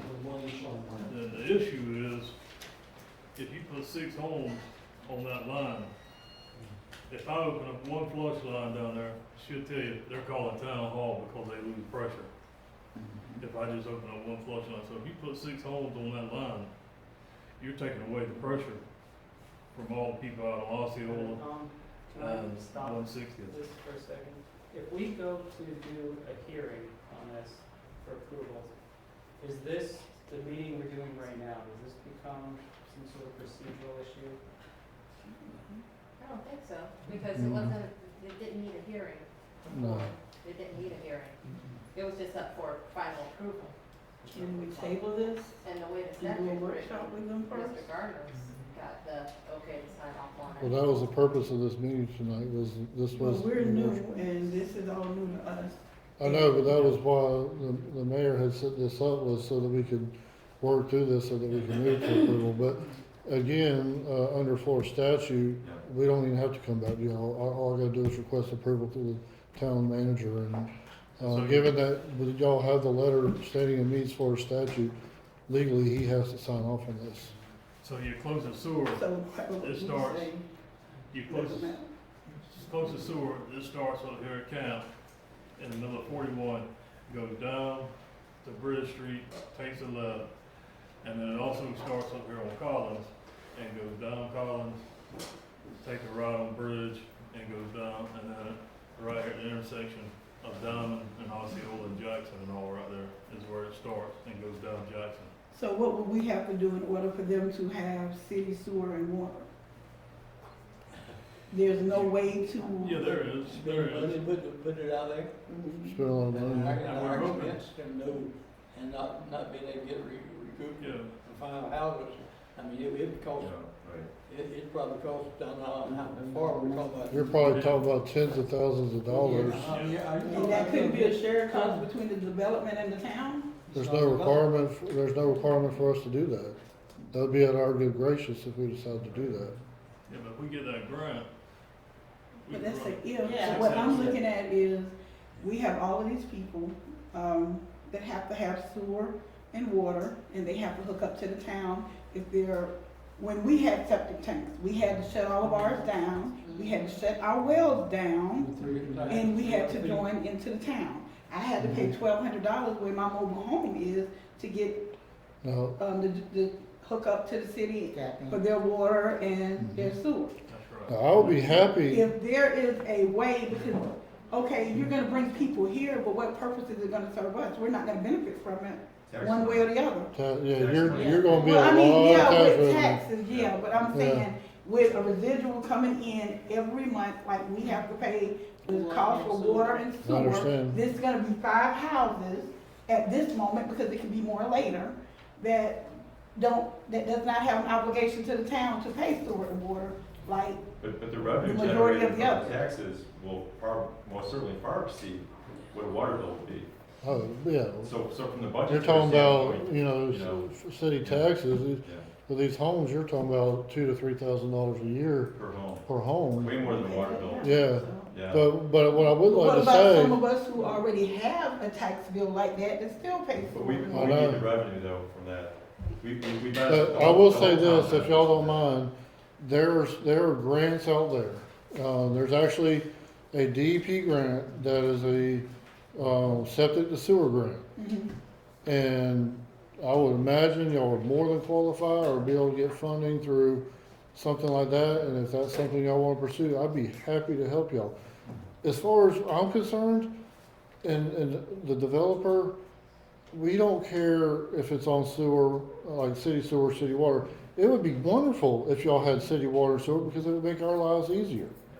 But the fact of the matter is, it's not there, so we can't connect. Now, if you get it, and I don't mind helping you get it, we can apply for some grants, but it's probably gonna take, 2 years down the road to get the funding, do the engineering, and get the contractor out there and get it all done. But, you can, approve this development, go after some sewer to septic tank, grants, there's, clean water grants. Yeah, there's clean water grants that you can do water, improvements to your water line. If those ever come along, yeah, y'all can make them connect, to the city water and sewer. There's so many issues with water right now at the town. I mean, we got asbestos cement pipes, we just went through sewer upgrade down in there where I live in. And we're gonna go, they put these nice green pipes through and that stuff, but the sewer, the water pipes and that stuff. Before we feed 5 new houses. Oh, you fix the infrastructure you got, So, right? if your company wants to connect and pay for the connection. Yeah, some unrelated, not connected, so they don't need that. They've got the approval environmentally to put in the wells, to put in the septic.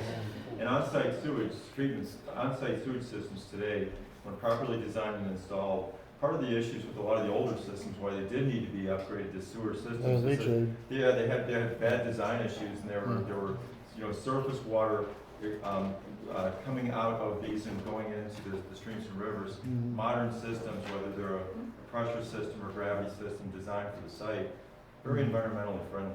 Yeah, they're coming a long way. Yeah, they really have. And, but like I said, Wetlands so close. It's not close, there's a setback issue, and he talked about the setback issue, yeah, and that's gonna be the requirement. I've jumped through these hoops before with septic systems, fully aware of it, and it's like the margin of safety is generous. yeah. Yeah, And that's one reason why we did over 1 acre, because we wanted to have enough area. reserved. You know, field. typically Yeah. for well and septic, you get a half an acre.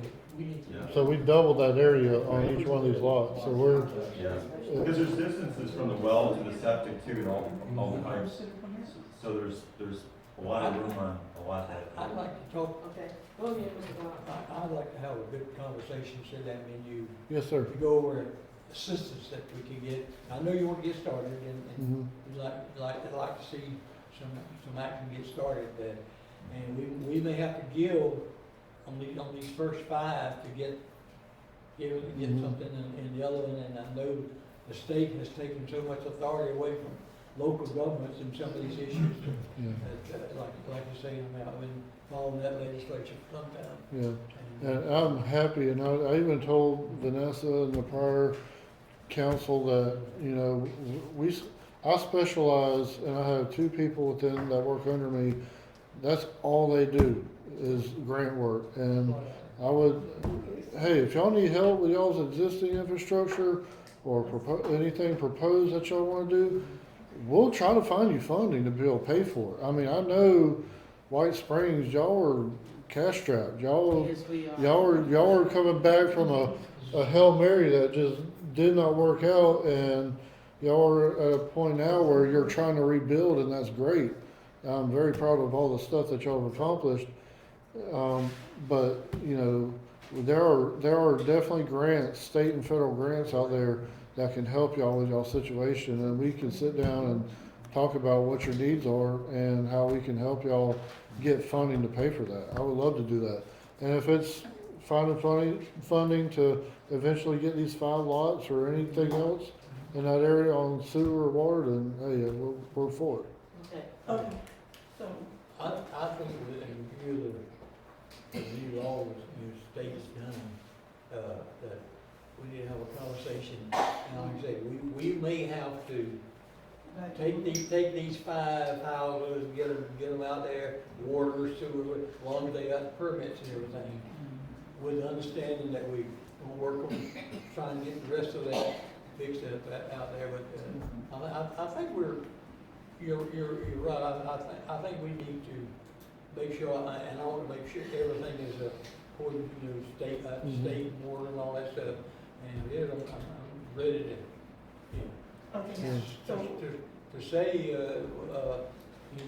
go ahead with, on those 5, but one of these 2 is more until we have a chance to work, and the grants are out there. And I'll be happy to. how would you word this motion for this? Leslie? I don't think you really need a motion, but Yeah, I think that, If we the vote on it, town don't we have to manager, make you're a already motion? designated as the land development administrator, right? So that's Well, the, I've been going through our LDRs. Despite having something like 243 instances of land development regulation administrator or LDRA, office of the LDRA, it does not actually say who the land development regulation administrator is. it's Nor is it in typically our charter, defined. Nor is it in. Did you look under the definition? Because I think I looked it up. There was a definition of land development regulation administrator. Typically, there's a definition within the LDRs that designates the county or city administrator or his or her designee. We got a call for a vote. Can we just Did go you and make a make motion? He is the town Yeah, the administrator. statute does cover Yeah. this. So, and it just says administrator Well, I in have, the Right. statute. I have questions that I'd like to ask before we vote. voting on anything. Is it possible, since you're talking about this being a potential site planning or permitting or building issue, that you could remove the need for a well and a septic from the actual rezoning? Well, there's no rezoning here. This is just a final plat. So we're not asking for any land use or zoning changes. You know, the land use and zoning would allow for half-acre lots under by right, but we went with 1.01 acre, which is twice the size of what's required. And that was kind of just keeping out with the character, because most of the lots in that area are 1/2 to 3/4 of an acre. So we went a little bit bigger. We wanted to have a little bit of extra land for people in that area. There wasn't no sense unless, because the way that wetland backs up there, there wasn't no sense to develop half-acre lots. We just went to the back end of that wetland so that people had nice big lots. They could have a nice, big backyard, and that wetland could be preserved. So that was why we did it that way, instead of doing half-acre lots. Okay. Well, I don't know. So My let's do honest it. opinion is I think that 1501 is bad legislation, but I don't know how to talk about that. Well, I tell you, So right now, we just need to, vote to approve the final plat? No. You You don't need to do it. Oh, we don't have to vote on You don't have to do anything. So this is just done? This is him telling us Okay. information. This- Yeah, this- that's it. Oh, okay, well, let's move on. Mr. Garner. Yeah. So Well, you see, I this do- is We are gonna be Mr. looking Garner. forward to you all help. Because Leah. and I'm And don't definitely let gonna me be, see you went after this just video. contact me. Okay, you got, All right, I don't have cards yet. We- have a good day. No. Don't leave yet. I think I gave out my last card earlier, but, I'll tell you what, We know where to find I us. got you. yeah, all my I'll email contact you. information I'll email you. is right here. He got, Yeah. we know where to find us. Mr. Stubbs. Yes, ma'am. There you go. Thank you. Thank you, Brandon. Okay, Brandon, thank you. We'll be in touch soon. Thank you. Probably not tomorrow though, okay? Okay, let me know on your time. Okay, all right. Any citizens from the floor wanna talk, we got down here. Yes. How do I say, ooh? Wait, we don't. I'll be brief. I'll be as brief as I can. I'm not done. We got- All right, first off, I want to say thanks to you all for your efforts. I really genuinely appreciate it. And you can see by the audience here that you're engaging the community, and the community is showing their confidence. And I only ask one thing, and that's Robert, if you would you please speak up just a little bit. Mr. Shea there has been filming these, and when I've been out of town, I watch these to try to keep abreast with what's going on. And I can't hear you, especially when you have your hand in front of your mouth. So I really appreciate it if you would speak up. Just being honest here. Next thing. Can you say your name? Oh, I'm sorry. George Tuider, and I'm a resident of White Springs here. Okay. Yeah. So there were 2 dangerous trees on the easement, the town's easement, on Bridge Street in front of one of my lots. I contacted Duke Energy, got those trees taken down. The logs are piled along the side of the road. I got them out of the ditch with my tractor. Now, if the town can come with a dump truck, you got a dump truck? I got my tractor with the grapple. Together I think we can work and get this off the easement. I'll volunteer my tractor, I'll volunteer my time, and together we'll get this cleared up. The next point is, where those trees were is a high spot in the ditch that parallels Bridge Street from the town hall all the way down to Booger Bottom. When we get these rains that are about to come, that ditch stays full of water and is a major mosquito breeding pit. With the trees down now, we can recut that, and that's not the only ditch in the town that could benefit from some regrading. But we could remove some of the water that's in the front of town hall on the east side of Bridge Street, those lots from that point all the way down the hill. And when we get the real hard rains, the intersection of Jewett and Bridge will literally flood. And that lot at the corner, at the northeast corner, will be underwater. And so remedying the surface water will increase safety at the intersection and also reduce the mosquito problem within the town as well. So that's issue number 1. Second, we're talking about emergencies, hurricanes, tornadoes, things like that, which I think is really awesome. And in light of the recent tragedy in Texas, early warning was one of the real challenges. A lot of people didn't know. And that terrifying event came on so rapidly. I've watched videos, I can't even imagine the panic those folks had. I lived in when I was in the Army station in Missouri, I lived in the town of Lebanon, Missouri, which had a tornado warning system. And we had a tornado come to the town while I was there, and the phone went off, but the phone wasn't real loud, but then the town siren went off. And that siren was so loud, I don't care if you were asleep in a coma, or had a 12-pack of beer under your belt, you were gonna wake up in that thing, and it gave me time to get to a safe place. And so as we move forward with this emergency management plan, if we could look to do something like that for the town, that really makes a difference in saving lives. And then the gentleman with the mini bike and the trailer. So I had a conversation with him before coming in. As you might have seen, he was here under that little pavilion next door. When I walked by this morning, he and a woman were asleep on the sidewalk underneath her with all their stuff. Apparently they are transient. And so on October 1st of 2024, a law was passed that it's against the law to sleep or camp on public property, including streets, sidewalks, and parks. And we have to ensure that we enforce that. We have to ensure that we don't allow it. Second guy comes up on a bicycle, also kind of seeming to join this thing. Had a conversation with him as well, encouraged them all to move on. There's a woman in that mix too. Well, at the time of coming into the meeting, she was missing. The guy was explained. So we need to enforce that law, and that's the Florida statute 125.0231. And if we don't, then we have to provide 24-hour restrooms and all the other stuff that goes along with it. So if we allow it, we gotta feed them like a stray cat. But the solution is to not allow it from the beginning. But that's all I'm going to address tonight. Thank you so much for your participation and your patience, and pick up the volume for me a little bit, please.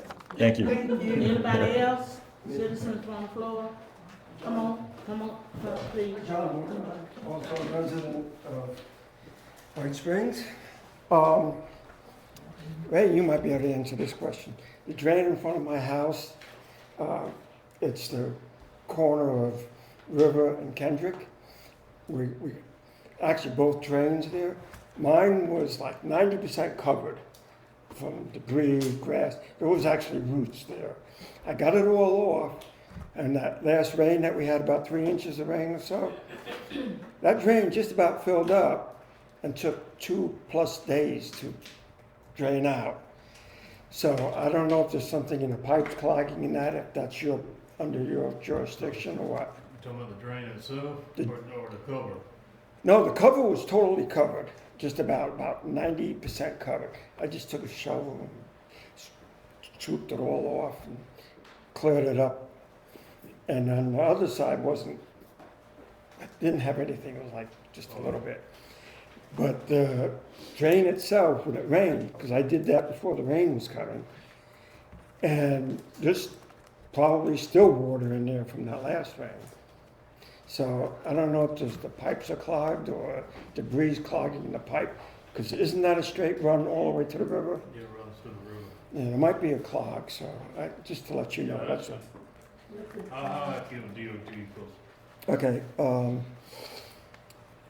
The number 2 question is, why do we have a fire department and EMS when they can't respond? I'm going to leave it at that. Okay, we working on that. Yes, I do. Okay. The other thing is, has there been any type of study of houses passed with sewer and water and bills paid? I brought that up at a meeting a little while ago. We're working on getting that information now. Thank you. Yeah. You already answered the house about the town meeting. These videos, these meetings, are they ever going to be published? I brought this up. This is the 3rd month in a row. No, sir, we can't publish it on the town website. Why? Little Ricky, Then why are we paying for it? can you explain to him what they told you about putting it on the website? Well, excuse me. Well, If you don't mind, please. Yes, well, from my understanding, I spoke with, I'm assuming the IT tech person for the website, and they were saying that I guess they weren't able to actually load it up to the website from my understanding. So I don't know if that's something where I may have to speak with who's. Is it a codec issue? They didn't really get into full detail on it. If you could get that, I could help you with I don't know if that. it's maybe because of the subscription plan that they have where they don't have access to be able to actually load the video. So I don't know. He puts them up all the time. But It's a private thing, yes. But that's through YouTube. Yes. Yes, that's through his YouTube page. Isn't that So, something to the, I don't know if there's a way where the town can either Something. set up a YouTube page and I can just send them the files and they upload it through there. But that would be something that I would have to discuss with council and town manager, and I can help them assist with that, but I would have to sit down and help them set that up. So, and, just for the record, the reason he's recording this, we don't have a curtain, we don't have no recording, so we got to have something audio to say we had our Yeah, meetings. but I think most people would like it to be transparent to everybody. You folks are doing 100 times better than the last council, don't get me wrong.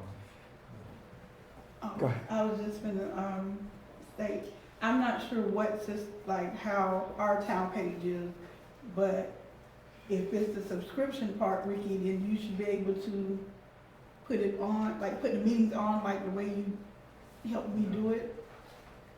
Well, the fact that they have, that y'all are paying somebody to actually set up the website, that's through them. So I don't know if y'all have access to the website in town hall. You can't do that on the city page, on the town page? It should be able to, because I did it in Fort Wright, is what I'm saying. Go ahead, I would like to. go ahead.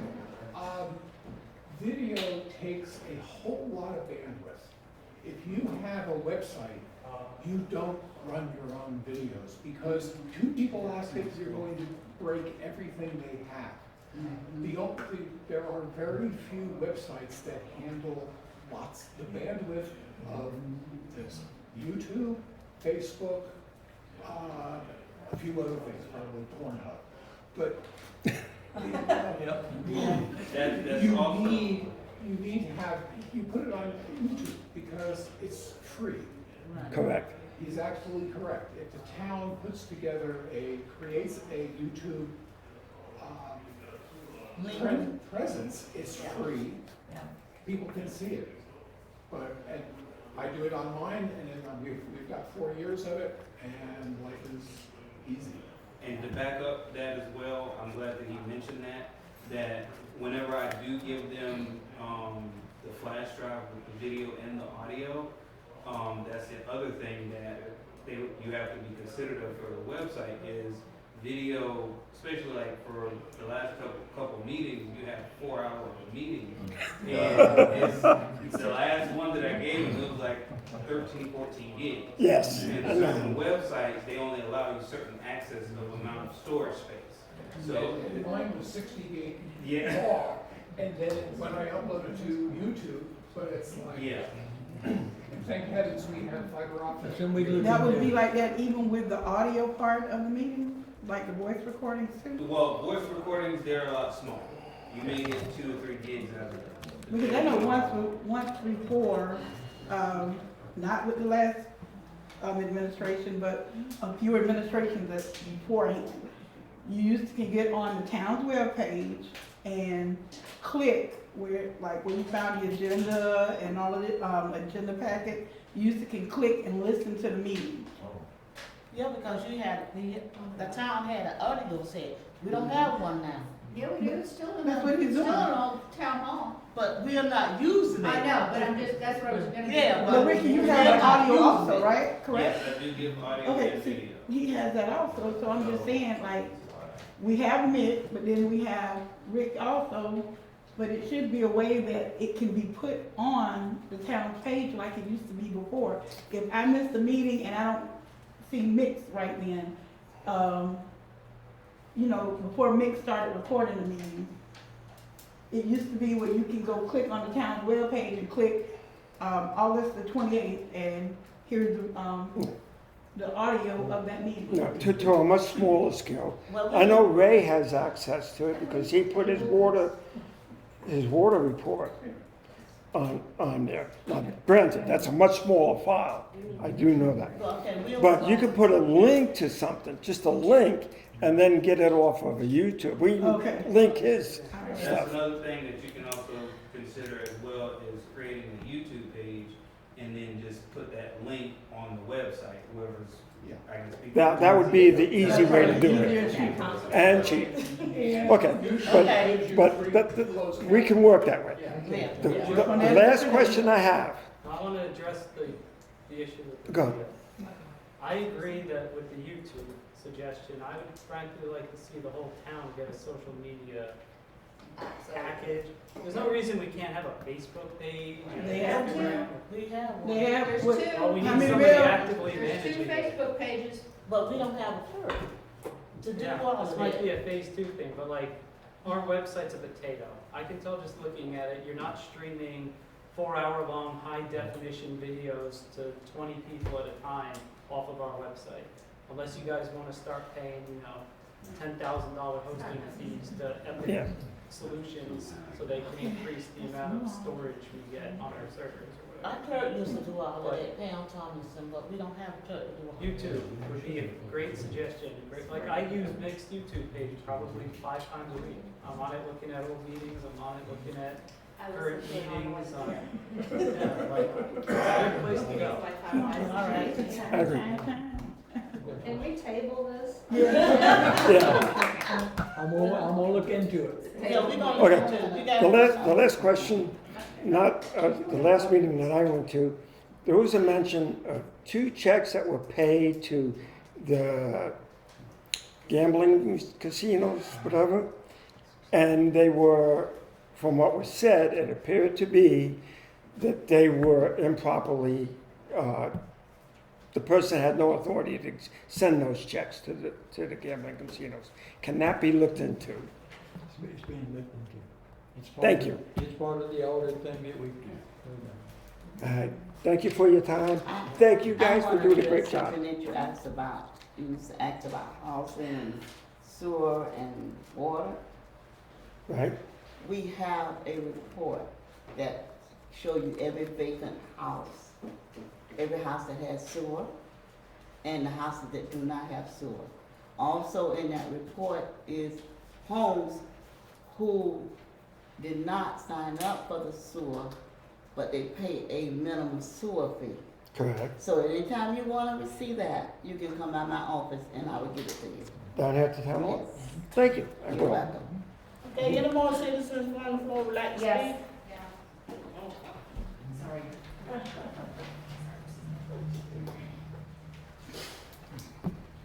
Hi, Gretchen Fouchecourt, 11888 3rd Street.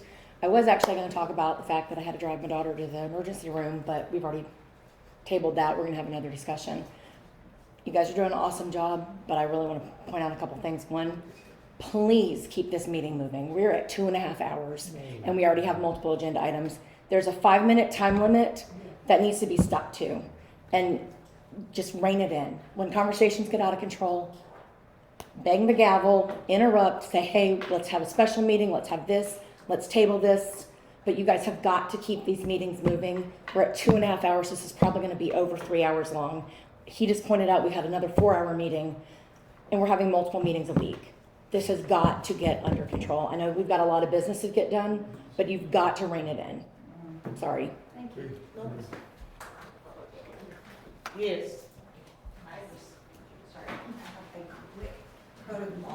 Protocol question. Annette Hutchinson, 10351 Deer Run. I need to know who I need to ask if my vacant lot will need sewer.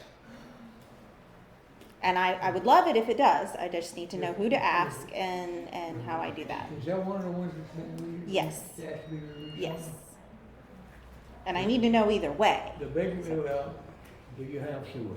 Yeah, because it's one of the factors I have to address in the presentation. So I need to know whether I need sewer or addressing septic, so.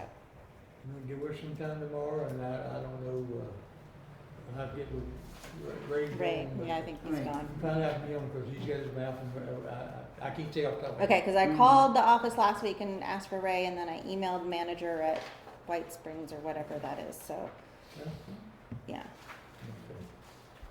Must be So a just, wide hole somewhere, but we'll- so should I go up there tomorrow and ask, or? If you could, call the city hall in the morning. Call and ask for Call me. the city hall Okay. tomorrow, and we'll see if we can't answer it on the phone. for you. Okay, all right, thank Because I know what you're talking about. okay, thank you. Anybody else?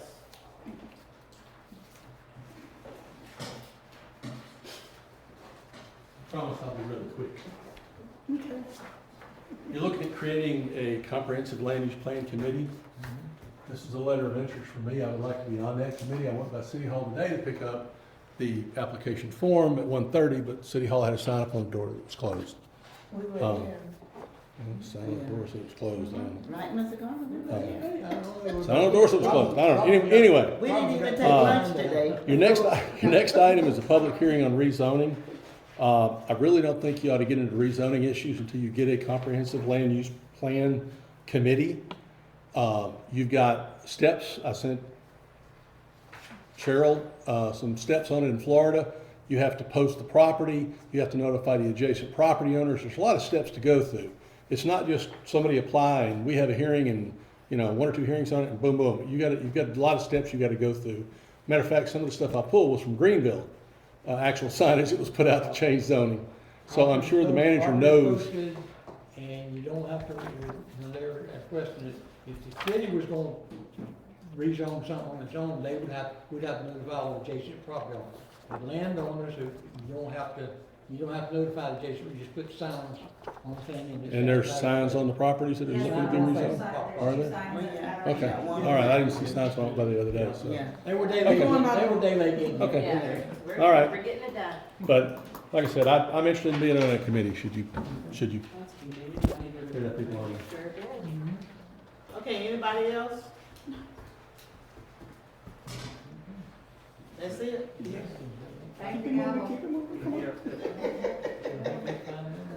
We're on. Be our fifth. Oh, okay. Okay, old business. Upcoming public hearing for rezoning. Just wanted to say that we have public hearing scheduled for the 14th and 28th for 3 parcels of land to be rezoned, and hearings will be here or at City Hall. I don't know yet, but we'll let you know here. But 14th and 28th. What time? What time? 6 p.m. 6 o'clock. 6 p.m. That's it. We're gonna go to 10B. Okay. 10B. New business. Okay, we're gonna skip A, which we already, tabled that one. Okay, B, appointed comprehensive and use plan. Committee. That's me. I will try to be very quick so that we can get out of here at a reasonable hour. So, as of last year, we received notice from the Commerce Department. That means I'm thinking. If you don't want me to think, I'll put my Think out loud for us. So we received notice from the Florida Commerce Department that we were overdue to do an update to our comprehensive plan. So they put together, they worked with EDA, the consultant, and they put together an an appraisal evaluation report that they submitted to Florida Commerce. That was the one that was adding the private rights ownership to the comprehensive plan. Obviously, they're all gone now because that process was being done earlier this year. The Florida Commerce did come back with one finding that they wanted us to correct, but that finding is like 3 pages long. So we have to do quite a bit of work in fixing our comprehensive plan.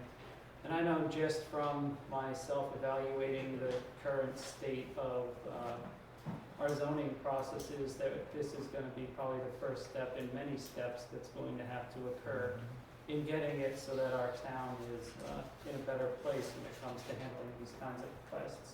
So per our charter, which, did I not include it? Of course I didn't. But yeah, per our charter, it's one of the 3 named committees that we have. It's the zoning board, the board of adjustments, and the comp plan committee. So I am looking to impanel a committee. It has to have 5 members. The chair of the committee would be Lee, the town manager, by the charter. The other 4 members have to be part of the electorate of White Springs. I have Ivan Udell as one, Tracy Woodard, and myself. Since it's a committee, I'm allowed to join it per our charter. And for the 5th member, we now have Thomas Brazil, if you want to join. Our first meeting would be the 10th. We're going to be meeting with Clay Swieger at the Portable Building to discuss this, the updates that are being requested. And I put together a thumb drive with every zoning document that I could find for the town. And I'm putting together a report on the status of documents and processes. And when this meeting is? It's going to be the 10th at 5 o'clock at the Portable Building. Yeah, that's about it. And who are the members again? It's going to be myself and Lee. It's going to be Ivan Udell. It's going to be Tracy Woodward and Thomas Brazil. Yeah.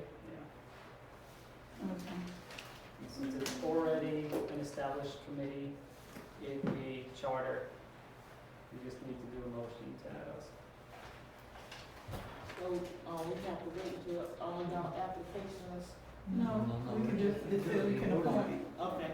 I move that we accept Robert Gamsby, Ivan Udell, Tracy Woodard, and Thomas Brazil with our town manager, Lee Garner, as the chairman of the Comprehensive Land Use Plan Committee.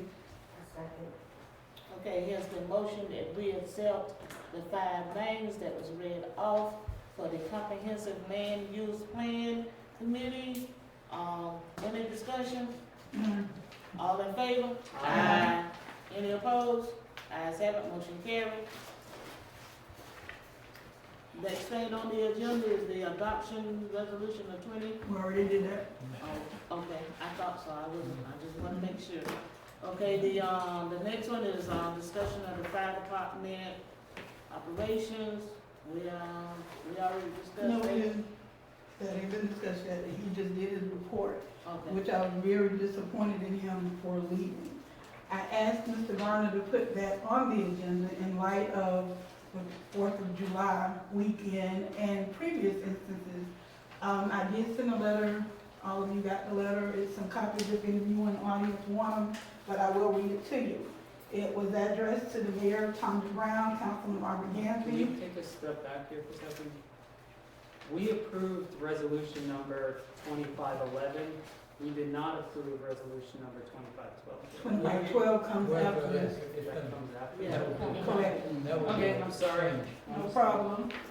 But it was addressed to Mayor Tondra Brown, Councilman Robert Gamsby, Councilwoman Cheryl McCall, Councilwoman Shirley Aldridge, and Mr. Lee Gardner, Town Manager, as well as to the Fire Chief Steve Stith. The subject is urgent concerns regarding emergency response and staffing in the White Springs Fire Department.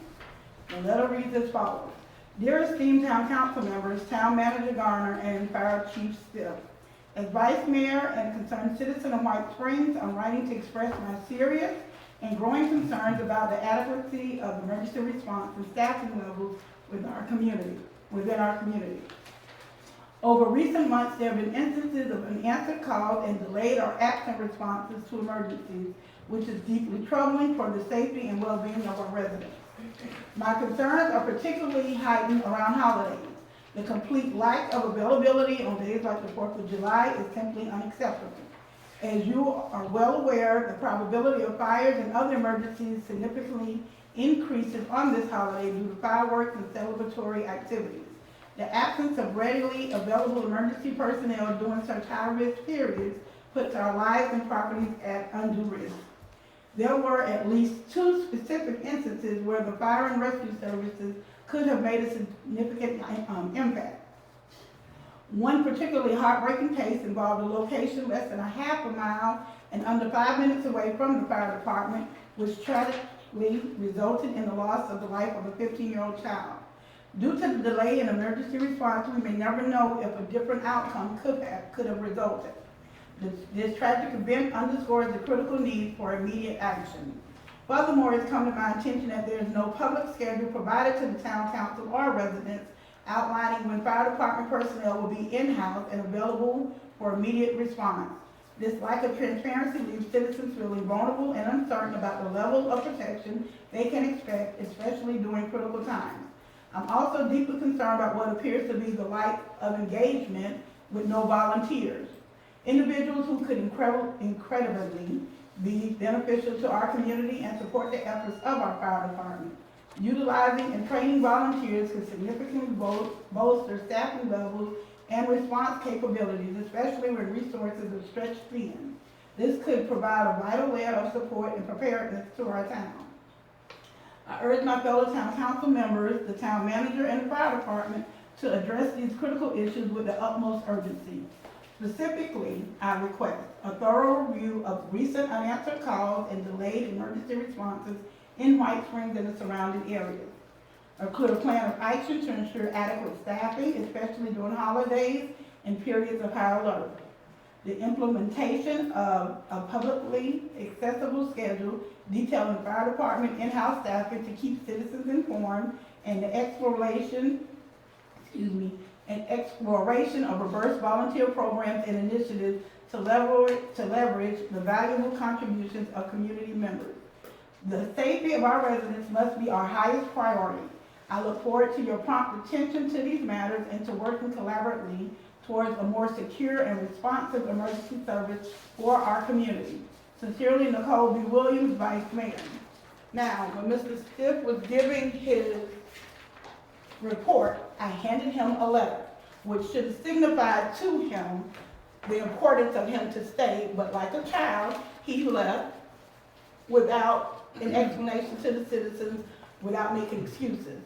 I wanted to table this for later as far as making a decision, but in light of his attitude and his disrespect towards the council and the town and the citizens, to stand up here and to answer and be accountable, which is what this new regime is all about: accountability, transparency, and responsibility. Since he chose not to do, I am asking the council to now, instead of trying to work it out, because he's shown over and over again his opposition to trying to do what's best for the citizens. He started making excuses, and he said that was the only thing was EMS. Columbia County Fire and Rescue had to come Sunday out to the mud bog. How do I know? Because I followed them when I saw the ambulance, and the highway patrols and all these different officers flying out of Woodpecker Route. When they passed my house, I wanted to see what was going on. So I had my friend to take me to follow, and this is what was out there. And as soon as we pulled out to the mud bog, Columbia County Fire and Rescue came, which should have been White Springs Fire Department. We had more responses, as it was stated, with many citizens from a volunteer. Our volunteers work like a paid fire department. So it is my suggestion now that we decide to do as all of the citizens, most of the citizens, I want to say all, let me correct my wording, but the majority of the citizens that have been complaining and that we have spoken to, even when we were running for office, wanted us to go in with the county. That is my suggestion. This is something that needs to be done immediately. These excuses are not working. Excuses are tools of incompetence that build monuments to nothing. Those that specialize in them seldom succeed in anything else. We're done with excuses. So I am asking for the council to vacate our current fire department since they're not active anyway, and to get in touch with the county. We have 2 county representatives here, and to now adopt a MOU or interlocal agreement, or however we need to do it, however it should be worded, for the county to now take over our fire department. Thank you. Lee,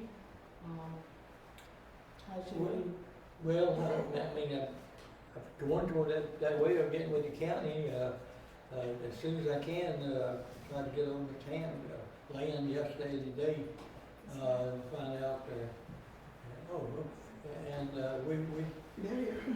you, okay, good, I'm sorry, but the emails, I guess our emails or phones are not working somehow, but I wanted to see where we are with the EMS.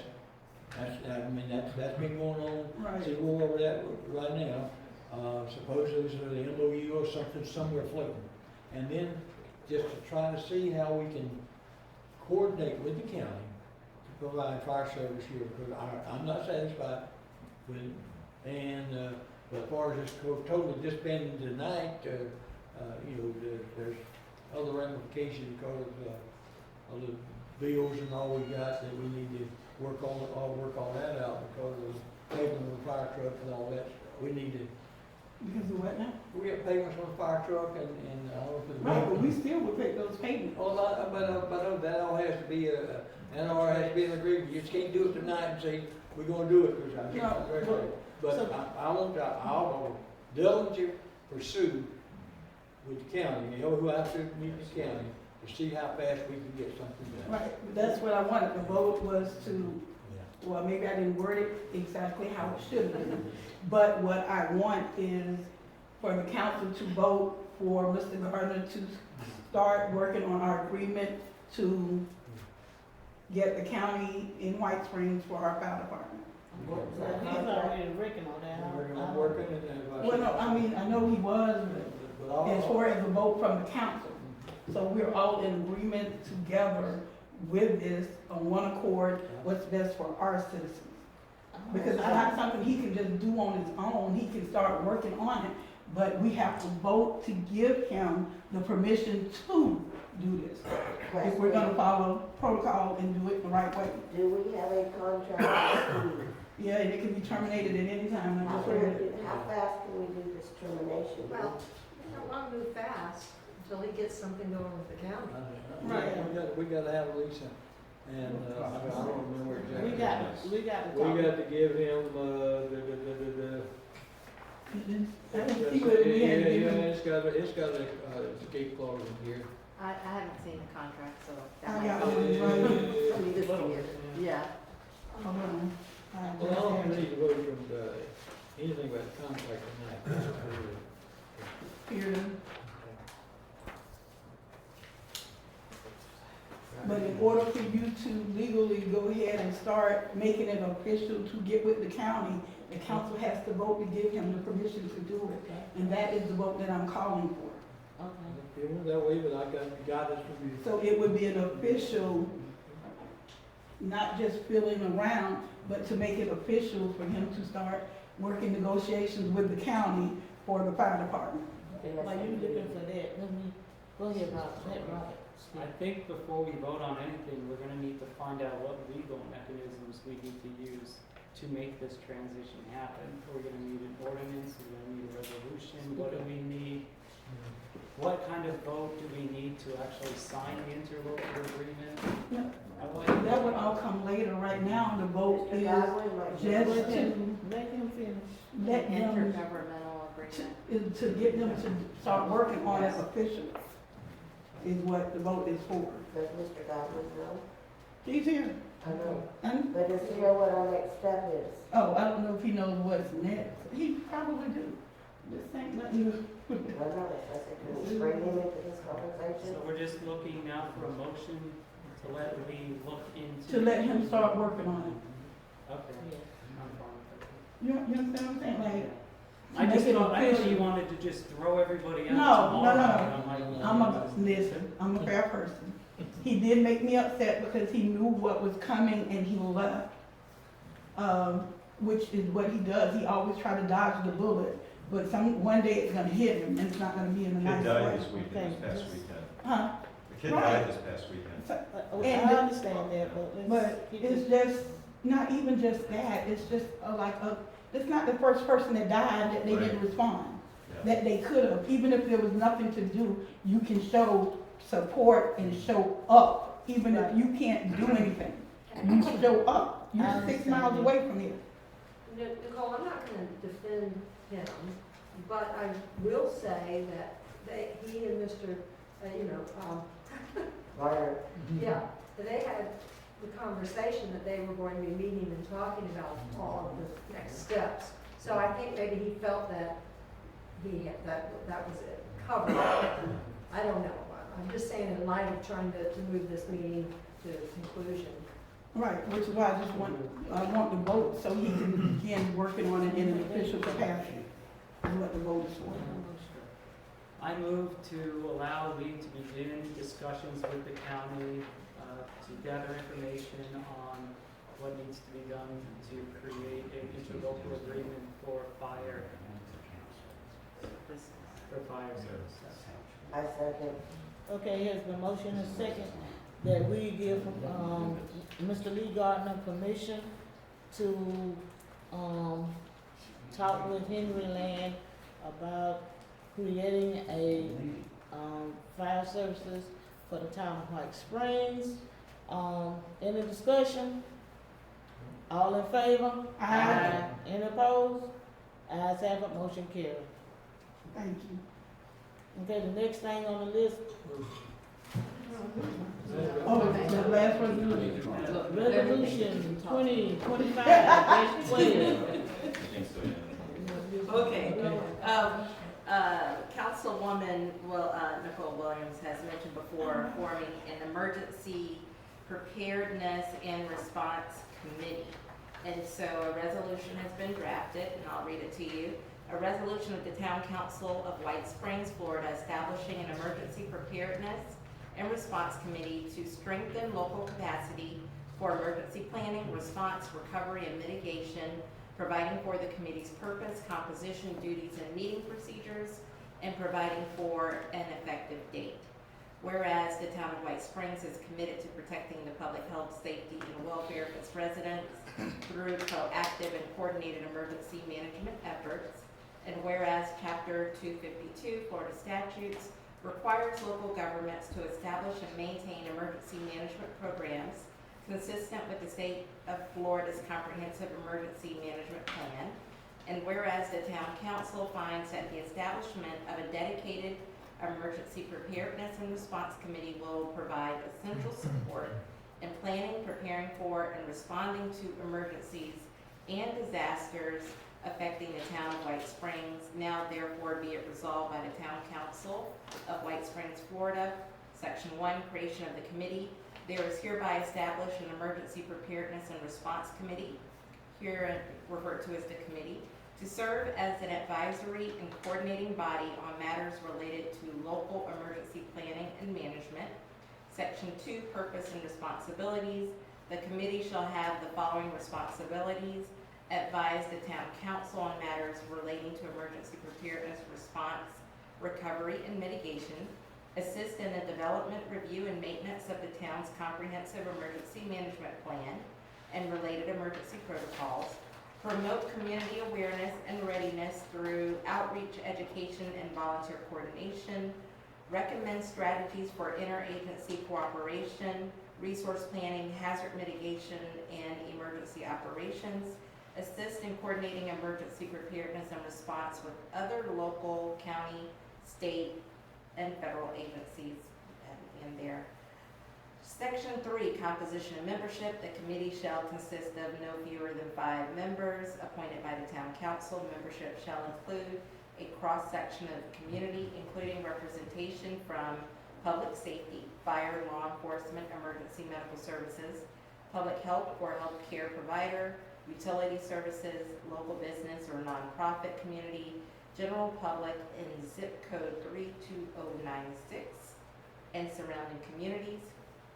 Members shall serve staggered 4-year terms and may be reappointed. Vacancies shall be filled for the remainder shall be filled for the remainder of any unexpired term.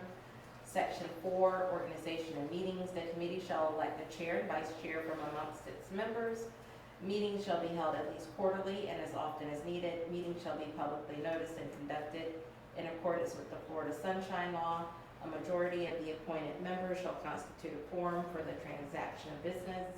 Section 5, reporting. The committee shall provide an annual written report to the town council detailing its activities, findings, and any recommendations for policy or operational improvements. Effective date. This resolution shall take effect immediately upon adoption, passed and duly adopted by the town council, town of White Springs. Okay, you have heard the reading of the resolution of 2025-12. What can I hear? I move that we adopt resolution 2025-12 for the establishment of the Emergency Preparedness and Response Committee. Second. Okay, it has been motion and second that we adopt resolution 2025-12 for the emergency response. Preparedness and response committee. Preparedness and Response Committee. Any discussion? All in favor? Aye. I'm sorry. Discussion, Okay. just two quick questions. Is there a reason we created a committee instead of an advisory board? Because we voted a few meetings ago to establish the committee, to allow me to establish the committee. I just need structurally, like. And this is just making it advisory official. board. So the only real difference is an advisory board doesn't have any kind of power, they provide information for us, where a committee would have some sort of delegated power to them. So if I'm reading what you guys are doing, it looks more like you'd be an advisory board, but the only difference is you wouldn't have to do sunshine laws, but. No, we have a You don't public care. session. I think the idea would be that they could do education and they would be able to act on that without having to come back to town council Okay. and, be a point of contact with other agencies and things of that nature, which makes it a little bit more than advisory. I see it being a good, system with the LMS program too. Would be help with it. I mean, all committees are technically advisory. It's just curiosity more than anything to hold this up for that. And, It's not for curiosity. so we're gonna have, every time I've seen that we've had non-citizen or non-White Springs citizens on boards and committees, it's usually by who the board fits vote.